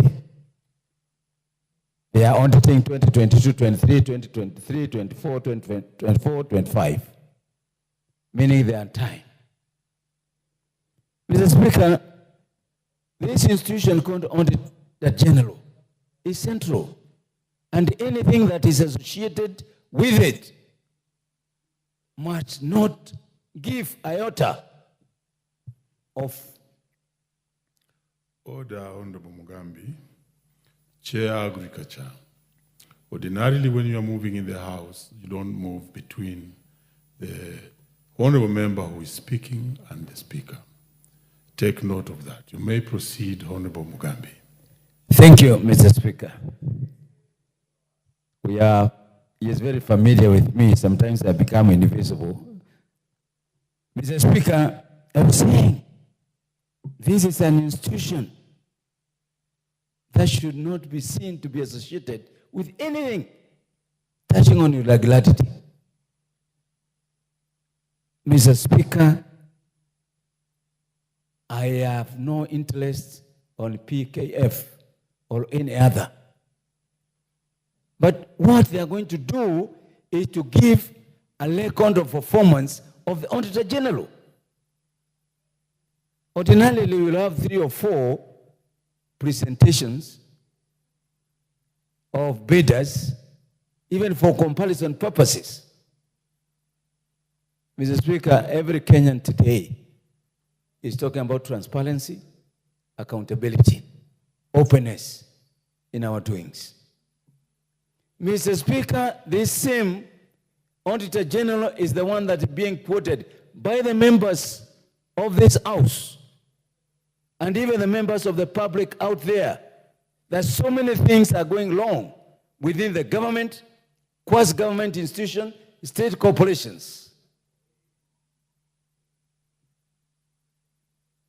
I'm sure if we all look at the Auditor General's report, even on the CDF, for each constituency, you find element of non-professionalism, giving some recommendations and which they don't even give the way forward. I'll give an example, Mr. Speaker. The Auditor General comes with a statement that the CDF has not provided receipts for bursaries. But they didn't go to the institution to confirm whether the bursaries reached there. So they were looking for the receipt. It was not their interest to go to that institution to confirm whether really the money went there. So they end up by giving a report that now brings even political problems to the members of parliament. Now, when I see this kind of recommendation, I'm wondering, is it not purposely manufactured to audit the same institution that we are saying is white as snow? Mr. Speaker, I have a lot of respect for my friend, the Vice Chair of the committee. I have a lot of respect for our senior, John Bendy. I have a lot of respect for the observations made by the others. But this is single sourcing by definition. It is called, if it is, there are certain things that you can say it's non-responsive. That's what I expected the committee to come up with. Non-responsive. Unless if you tell us there's no other qualified auditors in this country to audit the Auditor General. Mr. Speaker, we are in the same report, same company last year. So what are we telling Kenyans? What are we telling Kenyans? For 2 consecutive years, we have the same, and we present. I think something is not right. I don't know how it tripped the Vice Chair, a man who is very sharp in his thinking, the Chairman, who is a qualified accountant. Mr. Chairman, I disagree with his report. Thank you, Mr. Speaker. Very well, the Honorable Danson Moshako.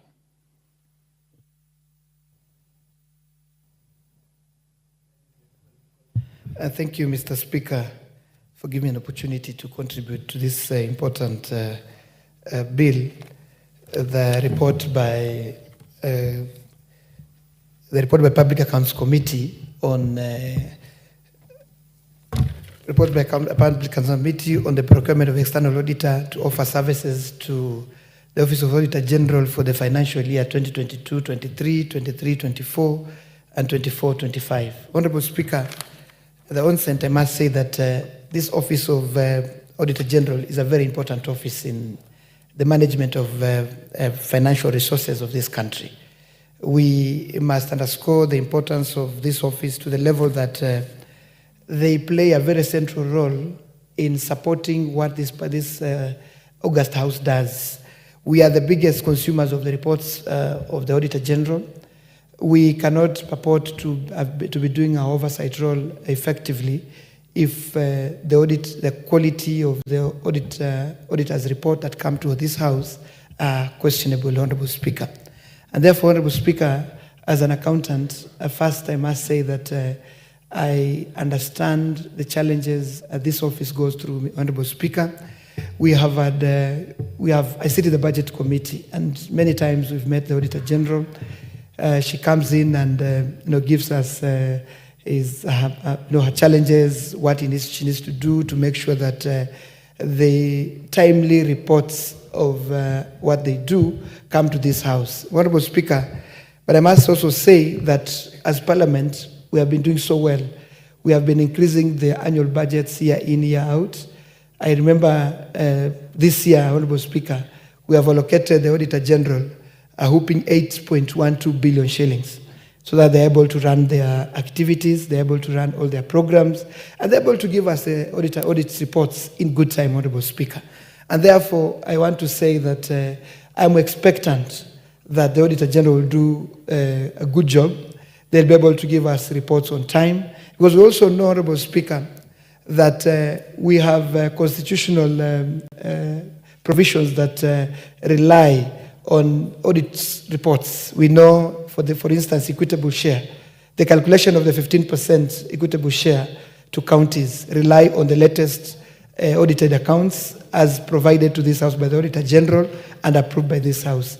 Equally, Honorable Speaker, CDF, the 2.5% that is supposed to go to CDF relies on the latest audited accounts that are provided by the Auditor General, comes to this House, and this House approves. Equally, the Equalization Fund relies on what the Auditor General does, the 0.5% to Equalization Fund. And therefore, Honorable Speaker, because this Parliament has done its bit, we have been able to resource Auditor General in a manner that we expect them to provide quality and timely reports to this House and to Kenyans, Honorable Speaker. Having said that, I want also to say that the committee, the PSC, did a good job. I've looked at the report. The Vice Chair has done a good job in bringing this report here and even moving it. I want to say, Honorable Speaker, that a procurement process that only raises two bidders, in many aspects, it can raise eyebrows, in the sense that questions need to be asked. Is it that the many audit firms that we have in this country, are they fearing to audit the Auditor General? And what are the reasons behind many audit firms choosing not to bid for this lucrative job, Honorable Speaker? The truth be told, Honorable Speaker, the winner of this bid makes a lot of money. But you wonder why most of these audit firms that we know, the reputable audit firms in this country, are not bidding for this job. And this raises concern, Honorable Speaker, in a matter that, and this committee needs to look at it. We may pass this for now, Honorable Speaker. But going forward, it should be clear. We should come up with a recommendation, Honorable Speaker, that if bidders are not, we should have a minimum number, say 5. So that then if it doesn't meet the number required, we say no at very early stages. Because, Honorable Speaker, PKF have been auditing Auditor General for some time now. So it looks like only one bidder who looks like he's serious, and the other one who looks like he's a second, Honorable Speaker. Having said that, Honorable Speaker, I also want to add my voice on what my colleagues have said. We expect quality from the Auditor General, quality reports. Honorable Speaker, when I was doing accounts, we were told that every organization needs to pursue or to look forward to getting unqualified auditor's opinion. Honorable Speaker, almost all the reports that come to this House, Honorable Speaker, from the Auditor General are qualified reports. And in sometimes, Honorable Speaker, they haven't been brought to this House. They go out there, audit counties, they bring here adverse opinion of some counties, Honorable Speaker. And to some extent, even disclaimers, disclaimer opinion have come to this House, Honorable Speaker. What I'm saying, Honorable Speaker, is that Auditor General also needs to give a report. How come that, I think 2 years ago, none of the constituencies, none of the counties has ever received, a qualified opinion, an unqualified opinion, Honorable Speaker, I beg your pardon. Because we must aspire as public servants, as state officials, the leaders, the CEOs of parastatals, Honorable Speaker, the MDs, the governors, those who run funds like even CDF, need to pursue an unqualified auditor's opinion. However, we receive opinions here, Honorable Speaker, that already show that there's a problem in how we manage our financial resources as a country. And therefore, Honorable Speaker, as we get an auditor to audit the Auditor General, we are looking forward, Honorable Speaker, to the report that will come here. And to be honest, Honorable Speaker, I know PKF has also been getting work from the Auditor General to do special audits. PKF has also got jobs to do performance audits in some cases. And therefore, we must also investigate what we call a conflict of interest. PKF should be auditing Auditor General. They should cease to take any job from the Auditor General, so that then there is no conflict of interest. Because I'm imagining PKF may give an unqualified opinion because they know this is a client. And a client, not only a client, but they know they'll still get more jobs through the same client, Honorable Speaker. And therefore, we really need to separate issues here.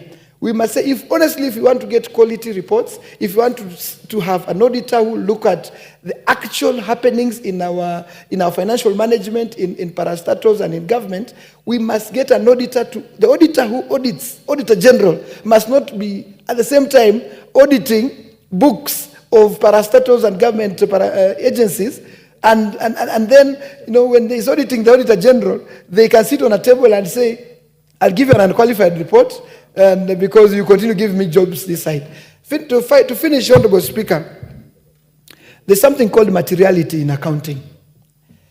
But these auditors who are sent to audit CDF, Honorable Speaker, they come to constituencies offices, they harass everybody there, they pursue, nowadays they don't do what you call sampling, Honorable Speaker. They saw something called sampling, Honorable Speaker. They visit all projects, which is a good thing. I really support that. When they come to the constituency, they visit all projects. Initially, they used to do sampling. Now, when they go out there to do a few, to look at what had happened the previous years that they are auditing, they forget something very crucial called materiality in accounting.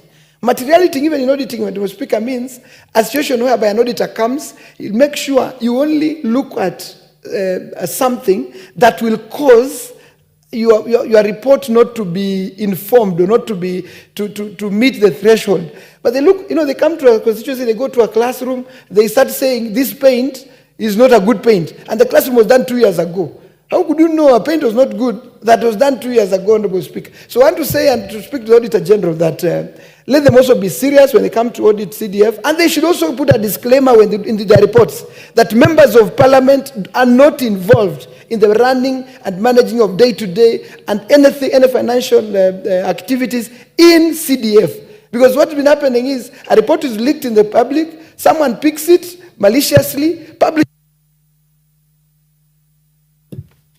Give him 1 minute let's hear him on that. Thank you, Honorable Speaker. What I was saying, Honorable Speaker, is that these reports, when they are done by the auditors who come to constituencies, before sometimes they get to Parliament here, those reports are leaked to the public.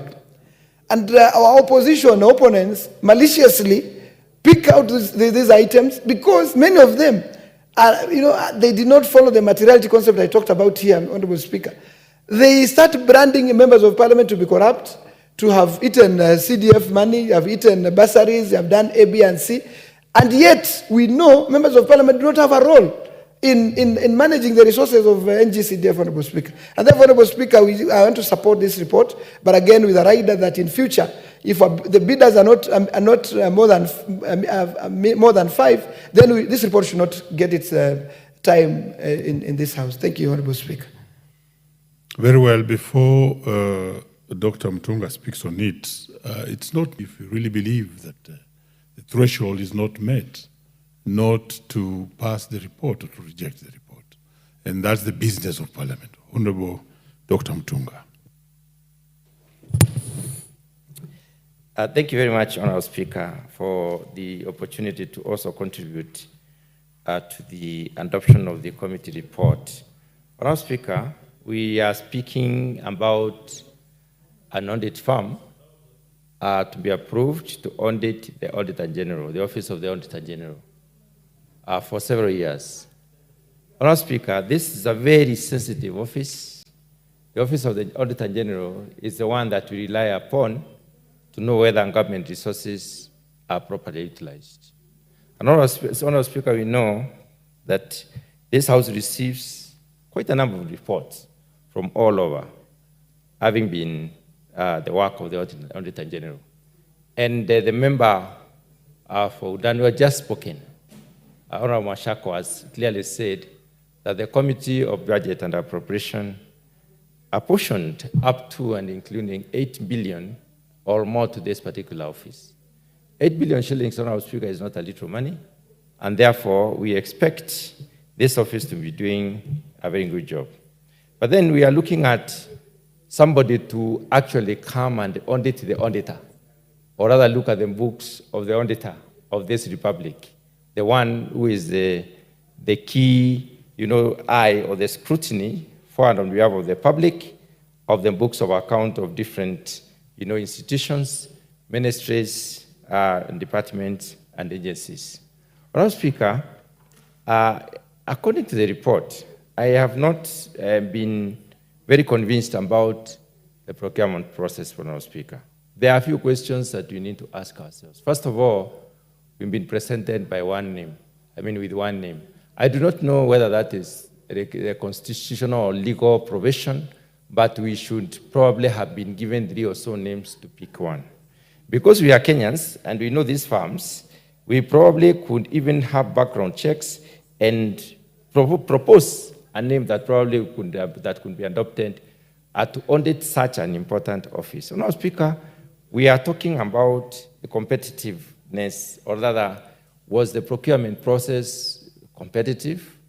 Was the procurement process transparent? Did they actually adhere to the freedom of choice of this particular firm? Why do we have one firm or one name presented at this particular instant for us to just either choose or drop? Honorable Speaker, if the process was competitive, if the process was transparent, and if there was no form of influence, then did it really meet the thresholds? Was it above board? Honorable Speaker, we have this office now, the PKF Kenya Limited, or rather PKF Kenya, being proposed to audit the books of account of the Auditor General for the years 2022, 23, 23, 24, and 24, 25, 3 years. Also, they are the ones who will also audit the mortgage and the car loan scheme, the entire business of the Office of the Auditor General. Honorable Speaker, we know the importance of having a clean audit report. A clean audit report basically stipulates that money has been properly utilized and money there is value for money. Honorable Speaker, we have received many reports in this House by the Auditor General now, the one who is looking for somebody or a firm to audit their books. The Auditor General's report, and I want to particularly look at the Auditor General's report in relation to county governments, and the Auditor General's report in relation to constituencies development fund, and maybe a few other cases. If I may focus myself specifically on the constituencies development report, Auditor General, Honorable Speaker, I am private to my own constituencies audit and accounts, and I want to declare, since I became a member of Parliament, my oversight role has been thorough to the extent that we do not have a qualified account for those years I've been in charge of Tigania West. And I want to say this, Honorable Speaker, without any fear of contradiction. And I want to link this with a situation where we have the county accounts being, all of them being qualified. And we know what a qualified account means. It means the statement that the auditor writes as a summary statement of the account says that this account is okay, were it not for, or apart from the fact that 1, 2, 3 things were not done correctly. It means, therefore, the county accounts are not very clean. And I'm trying to bring to the notice, Honorable Speaker of this House, the statement made, especially at Senate. Whenever senators get a chance to speak about anything, they speak so badly about the NGCDF and why NGCDF should be done away with and how NGCDF has not assisted this country. And Honorable Speaker, I want to pick out a few senators without mentioning their names. Those senators especially who have been in this House, they have been members of Parliament, they have had to deal to oversight the NGCDF, and probably they have done a lot of good work in their backends. But if you hear their statements, Honorable Speaker, and I'm not being personal in this, objectively, Honorable Speaker, if you hear the statements, especially from those who have been members of Parliament, they are so categorical, they are so convincing that CDF is misused by the members of Parliament. Yet there is a CDF Act 2015, which basically governs how CDF is supposed to be utilized, and therefore the processes are very clear. Honorable Speaker, I want to go to the extent of asking this question. When they were members of Parliament, did they actually misuse CDF? Is that what they are trying to tell Kenyans? Some of them appear in the morning shows and evening shows and midday shows, and they are so emphatic on how CDF has been misused. Sometimes you wonder, this has been a member of Parliament for 4 terms, and he has been oversighting CDF. And he says that CDF has been misused, which means, therefore, he's declaring to the Kenyans that he or she has been misusing this money. And also, having said that, let me narrow myself down to the role of Senate and in as far as oversight of the resources that they normally look at is concerned. Senate oversights the county resources. And we are very, very, very clear and categorical to say that the county resources are, in most cases, the audited accounts from the counties are qualified. That being the case, Honorable Speaker, this morning, we took some time to discuss the additional, the report on additional allocations to the county. The report on additional allocations to the county was speaking to giving counties more money. And in that case, these additional allocations, Honorable Speaker, is an additional share to the legal share, the legally allowed share that we give them. Most of the action development in all counties, Honorable Speaker, are from the allocations, these allocations, especially most of which are donor-funded. In donor-funded allocations, and I can give an example especially from the agricultural background, we have negotiated projects between the donor and the Kenyan government. And these negotiations go as far as saying who is going to implement what. And when it comes to implementation, the donors believe and understand the fact that devolution has to work, and therefore devolved resources must go to the county, even if they are national government resources. And that is why we are discussing them at this point in time and calling them additional resources. So they take these resources directly to the counties. And Honorable Speaker, let me say this. It is possible that the senators might not even know how much of these resources that can go to the counties directly as an arrangement between the donors and the county governments. It is also possible that the MCAs may not even be aware of some of these resources. So there is a likely lacuna that there's an arrangement between, or rather there are some resources that are handled by the governors and the oversight institutions are not very much aware of. And if they are not aware of, Honorable Speaker, the question is, are they thorough in their job? There is also a high level of wastage and corruption among counties, which has been cited in many cases, Honorable Speaker. This corruption, even as a house, as this house this morning considered that particular issue, we need to rethink accountability. And unless we rethink accountability, Honorable Speaker, Kenyan resources are misused. Honorable Speaker, the Senate has failed the Kenya as a nation for holding governors accountable. Can senators tell us that really they have been oversighting these governors properly? Why do we have qualified account every time And why do we have resources misuse? When do we hear of cases of money being embezzled from the counties and they are oversighting this? Even where the county assemblies have done their constitutional mandate of holding governors to account, we have seen senators still sneaking through these governors. They are not. I propose that to be added 2, not 1. Honourable Speaker, when you get the governors being apprehended, and you find senators clearing governors who have been accused of corruption, is that really oversight? Is that the kind of oversight that we are talking about? Honourable Speaker, even when we have processes going through Senate, sometimes we even doubt whether the decisions made as Senate are decisions that are not influenced in one way or another. So we are asking our friends in Senate, please do your work well.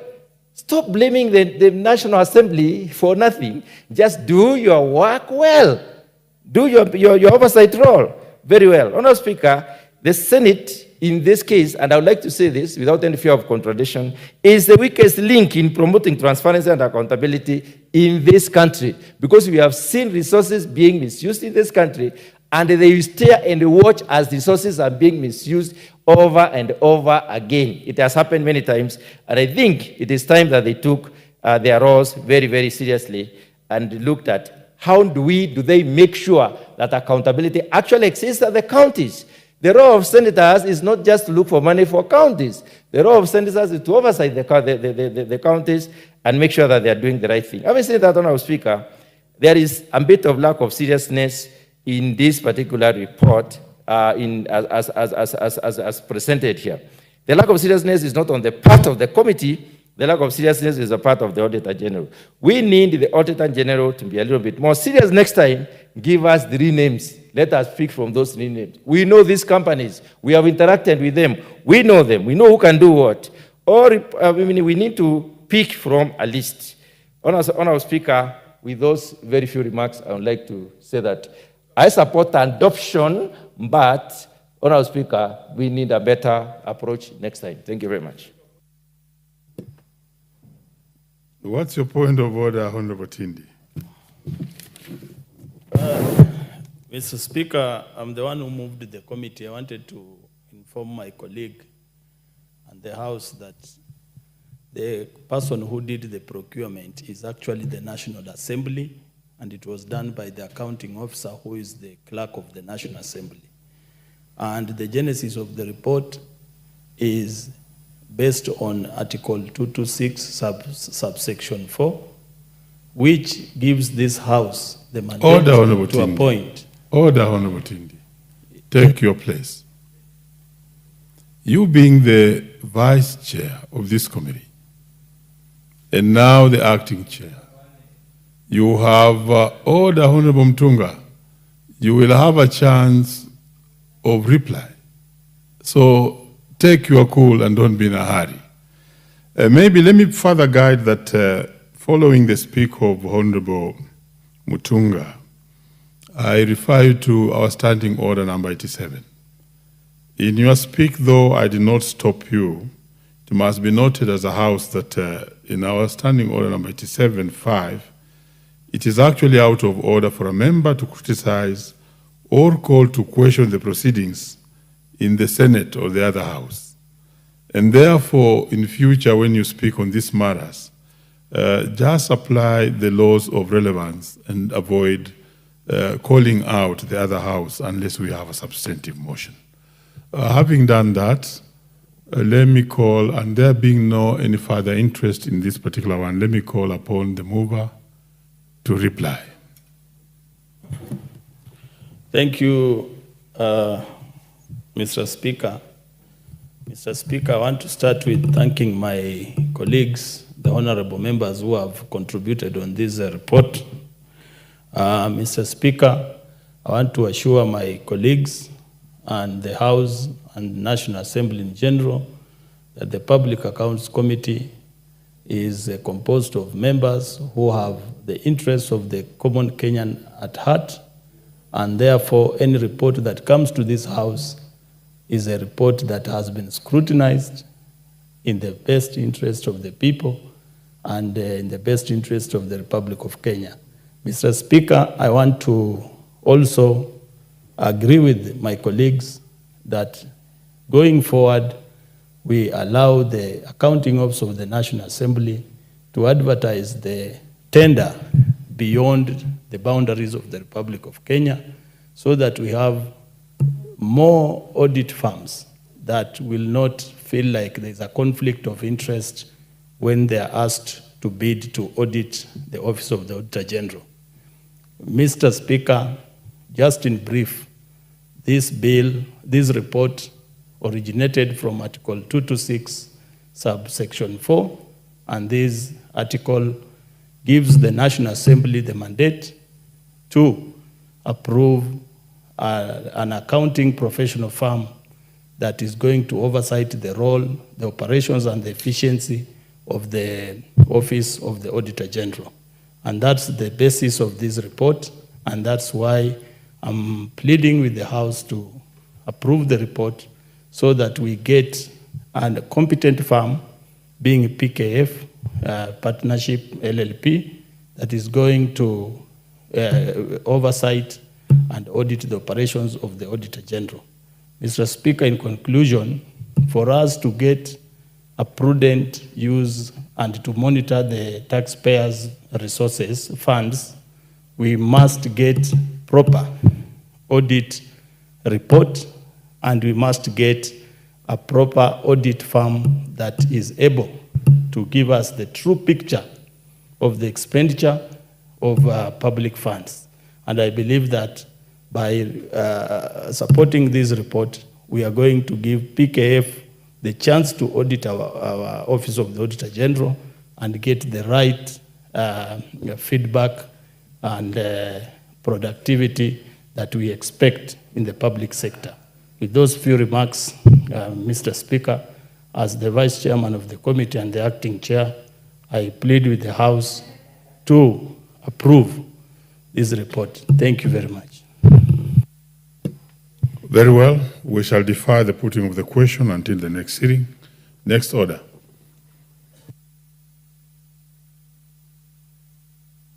Order number 13, the Mung Beans Bill, Senate Bill number 13 of 2022, second reading. Mover. That is the Honorable Paul Nzengu, MP.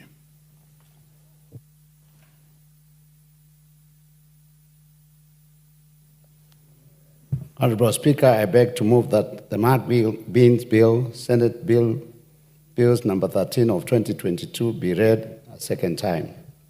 Honorable Speaker, the bill was read a first time in the Senate on Wednesday, 15 February 2023, and thereafter the bill was committed to the Standing Committee on Agriculture, Livestock, and Fisheries for consideration.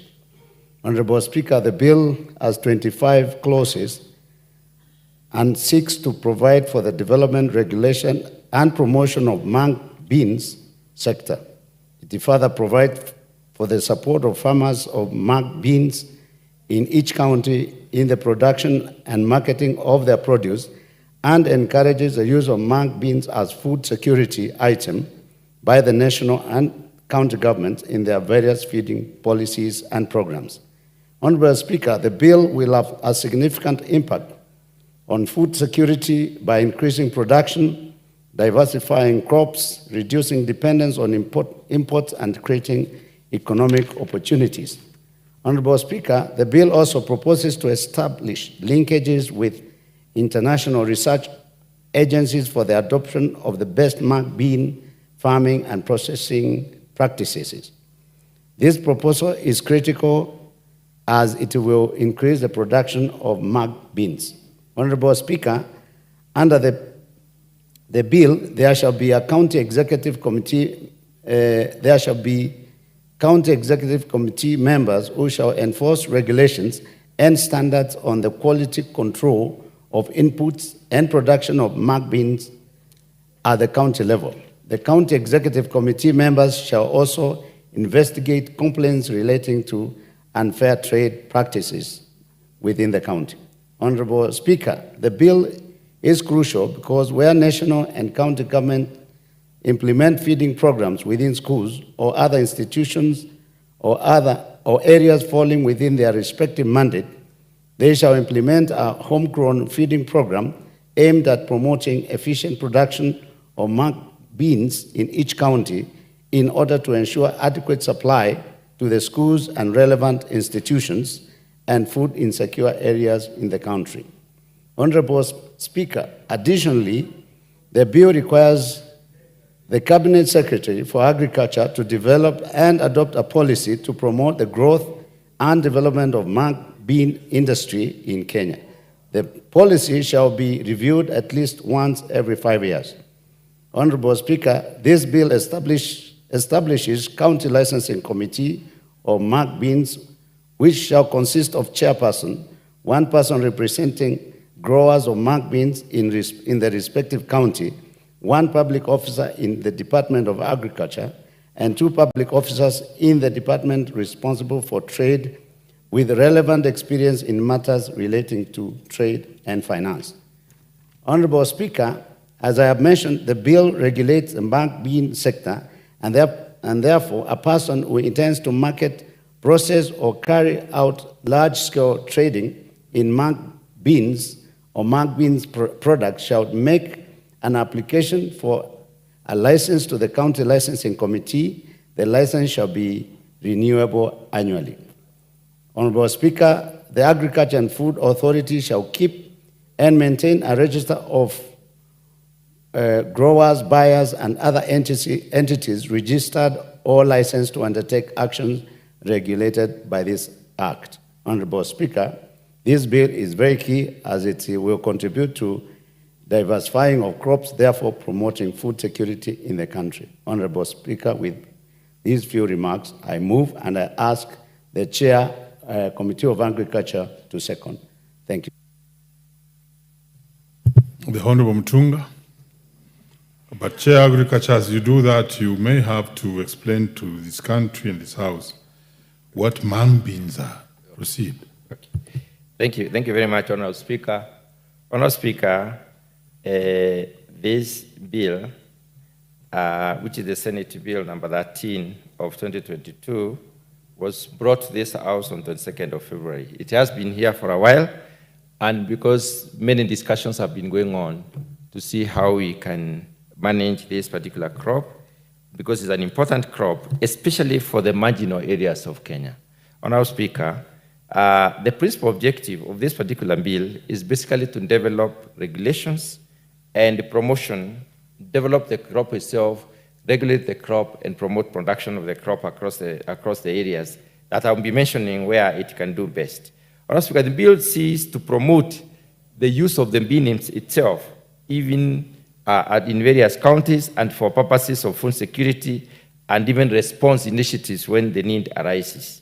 It further seeks to promote productivity of the bean itself, to generate higher income for those regions and also for the growers of the same, while at the same time facilitated the introduction of this particular mung bean technology, production technology, and general modernization of the mung bean itself. Honorable Speaker, coming back to your question, what is mung bean? Mung bean is what we call ndengu. This is the green grams.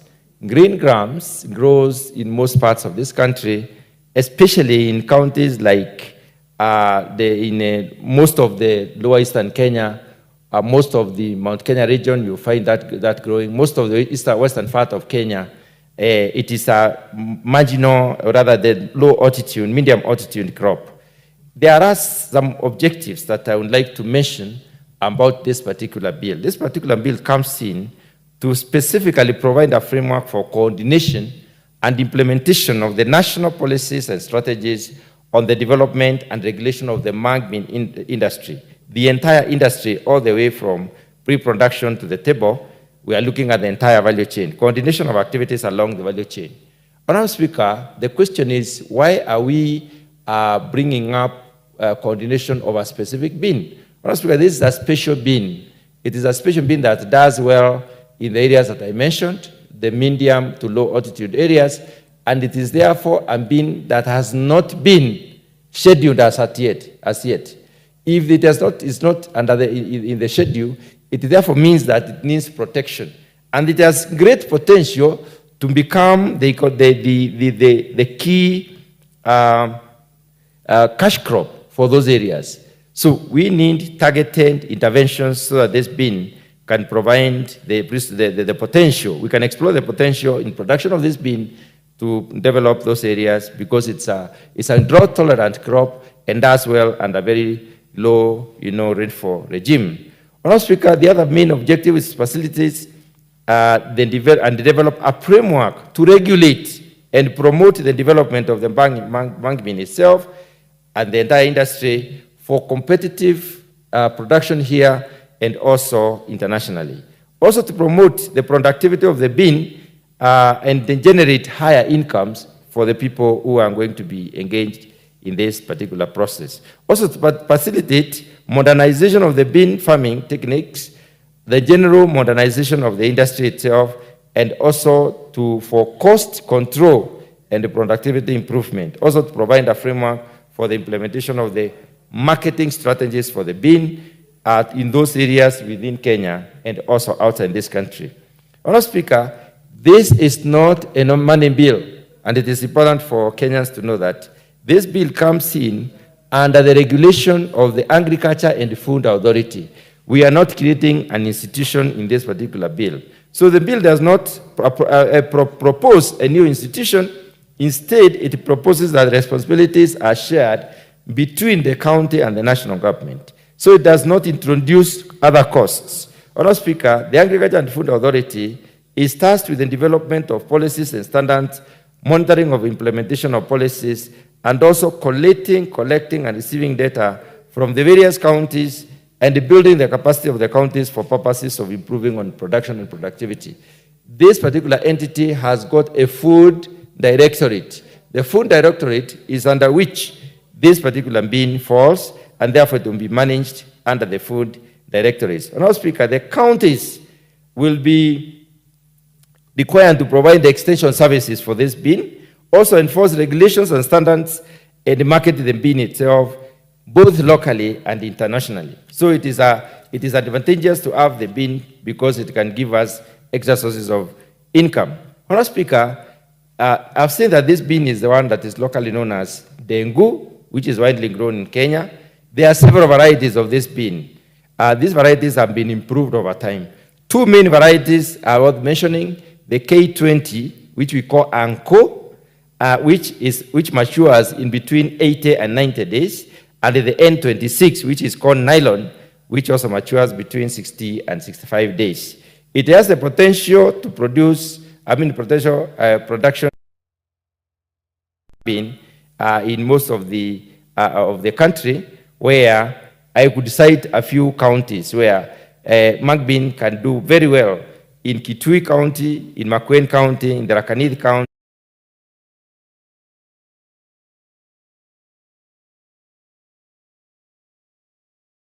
Ecology of the counties I've mentioned, Honourable Speaker. Where it is produced as a drying grain in Kenya, other forms also occur. We have the sprouts, the noodles, and the paste can be produced from this particular bin, and this is common in the Asian countries. So the plant can be used both as a human food, and also a livestock fodder or feed, or green manure after it has been harvested. Honourable Speaker, mung bean has, however, not been categorized as a shaded crop, as I said, under Section 7 of the Crops Act, and therefore it does not enjoy the status or the attention by the national and county government. Therefore, that is the reason why we have brought this particular legislation, so that the crop can get the due attention and therefore be considered as an important crop for those areas and even many other areas.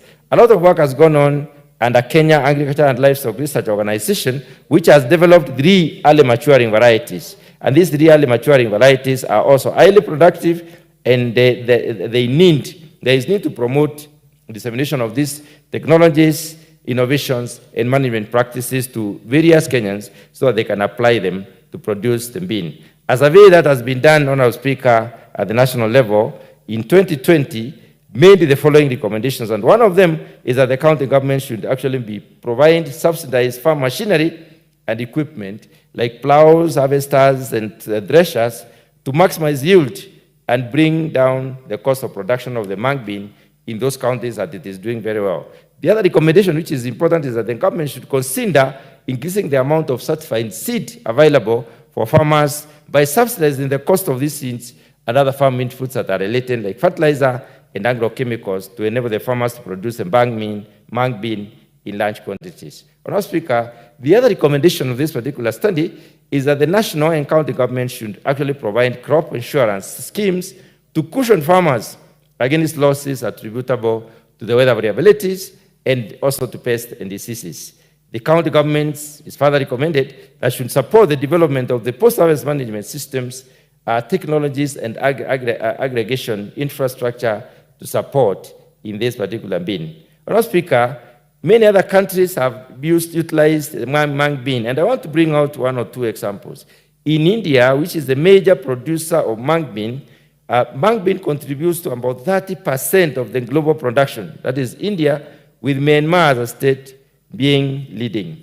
Mung bean is entirely consumed domestically in India. In fact, India as a nation imports mung bean from even this country. They are looking for quantities that probably we are not able to supply because we consume most of the mung bean that we produce. So the production, marketing, and export of the mung bean in India is basically governed by the agricultural law, such as the Essential Commodities Act, the Agricultural Produce Market Committee Act, and the Indian Trade Classification, or what we call Harmonized System, or ITC code system, which classifies agricultural products for import and export in that particular country. Experiences from Myanmar, Honourable Speaker, indicate that it is one of the world's largest producer of mung bean, growing the crop in 2 seasons, as happens in Kenya, and starting from October and so on. The country has 2 rain seasons, just like Kenya. So mung bean is cultivated almost in all region of that particular country, and the same crop, less than 10% of the crop grown in that particular country called Myanmar is exported out. Is consumed domestically.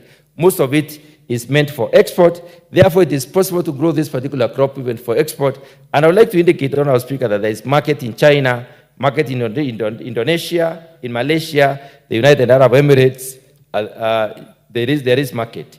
In Thailand, Honourable Speaker, if I may give another example, mung bean production levels have been increasing in recent past, which means they are catching up with the demand in the world market. The main export markets for Thailand has been Japan, China, and the United States of America, which means we can sell this bean across, even to America. Honourable Speaker, to close my comments, I would like to indicate that the committee has considered this particular crop and found it is important that we look at it as an important crop in this country and come up with a legislation which will enable development of regulations for purposes of crop development, for purposes of promotion of this particular crop, for purposes of regulation, and also for purposes of marketing this particular crop or products from this particular crop. In their memorandum, Honourable Speaker, the Ministry of Agriculture and Livestock Development observed that development and promotion of the mung bean value chain is aptly provided for in the Crops Act number 13 of 2013, number 13 of 2013, and therefore we need to link this particular legislation to that particular Crops Act. Honourable Speaker, the Kenya Agriculture and Livestock Research Organization has proposed amendments that would encourage consultation, collaboration between Agriculture and Food Authority and also the county governments in order to specifically and thoroughly look at how we can improve on the production of this mung bean. Also, the Plant Health Inspectorate Service of Kenya and the Kenyan Bureau of Standards have come in, and the Council of Governors, they have proposed amendments on what needs to be done and the role of the various institutions in terms of making sure the mung bean really does very well in this particular country. Those amendments, Honourable Speaker, have been captured and will be relayed to this House during the committee of the whole House or the third reading, for the third reading of the bill, so that we can influence this particular legislation to do a better job in this particular country. Honourable Speaker, the committee tabled a report on the 13th of August 2024, and the committee has basically proposed some amendment aimed at enriching the bill, and hope that this House will support the committee's amendments during that particular stage. Honourable Speaker, with those remarks, I beg to second. Very well. Some thorough job done by both the mover and the seconder. But what's your point of order, Honorable Tindi Mwale? Are you on a point of order? No, it's not a point of order, it's a contribution. Then what is it? Oh, then just take your place.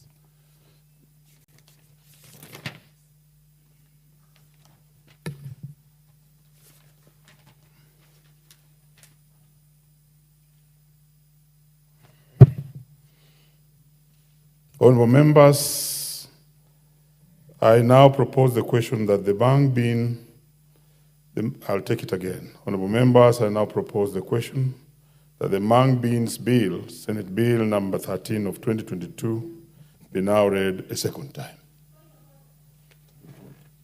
What's your point of order, the Honourable Mbalu? Thank you, Mr. Speaker. Mr. Speaker, I rise on standing order number 96 to persuade you, given the importance of the mung bean, the so commonly referred as ndengu, is grown in many parts of the country and consumed in almost every household, to persuade you that we postpone the debate to a future time that you will take if persuaded. And I do move that the debate be now adjourned. Very well, Honorable Mbalu. Your prayer is accepted by the Speaker, and therefore we defer the debate to the next sitting. What's your point of order, Honorable? I am not trying to differ with my colleague, Honorable Jessica Mbalu, but considering that we have members who have sat here for many hours and their cards are still active, why don't you give them the remaining 15 minutes for those members to talk? Because after all, even if you say we begin tomorrow, still you'll go with the queue of the card. And that one is going to disadvantage the member who has placed in the card and waited to debate. The debate won't end right now. We can start the debate and we only have like 10 minutes remaining, after which we can continue next time. Very well. We have heard you to Honorable Ndindi. Honorable members stood on standing order number 96 that this debate be adjourned to a later sitting. Honorable members, having heard the Honorable Tindi, who thinks otherwise, I propose the question that this House defers the debate on this particular bill until the next sitting. Will as many as of that opinion say aye? Will as many as of contrary opinion say nay? The ayes have it. Next order. Order number 14, motion enhancing reporting of a parliamentary business on online platforms. Well, this particular bill, this particular motion, I think the mover, I have a report that he had requested that this matter be deferred to the next sitting, next order. Order number 15, motion, report on the consolidated fund services expenditures for the supplementary estimates 1 for the financial year 2024-2025. The chairman equally to this particular report had requested for its deferment. Next order. Order number 16, the coffee bill, Senate Bill number 10 of 2023, second reading. You can see the mover in the House, the Honorable Mtunga.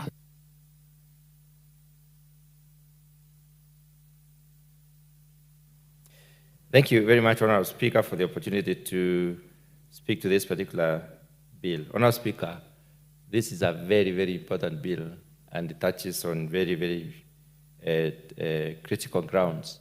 And Honourable Speaker, I would like to propose that as the co-sponsor of the bill and mover, I would like to propose that it is deferred to the next stage when we have more members so that they can get the gist of the matter as I move, and then they will be able to help us in developing a good legislation.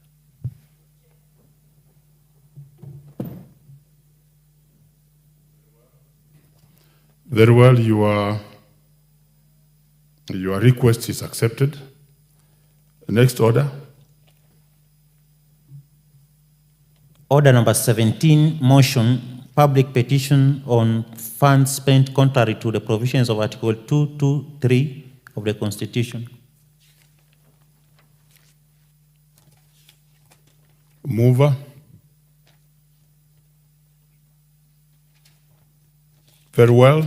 This one is also deferred to the next sitting. But I think going back to the Honorable Mutunga.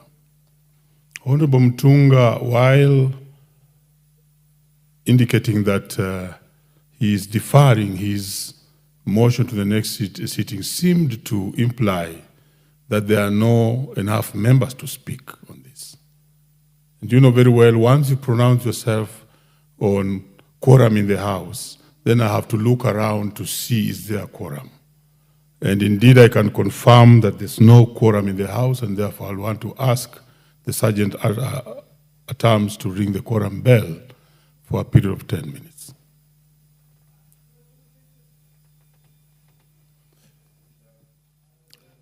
Order members, I'm directing that once a member rises from his place and seems to indicate that there's no quorum in the House, then me as the Speaker has to confirm whether quorum is there. The Honorable Mutunga, while seeking his matter or his bill to be deferred, did mention the issue of quorum.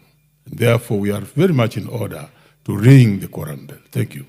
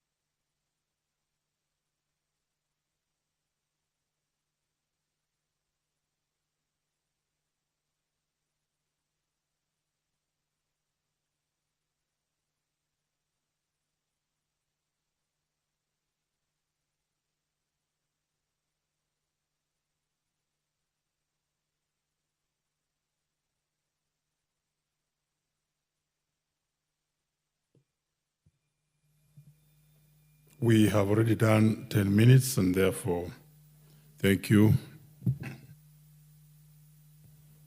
Honorable members who may be upstanding.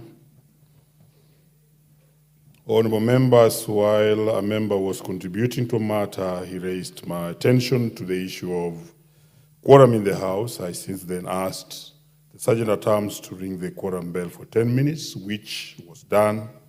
I still confirm, honorable members, that we still don't have quorum in the House.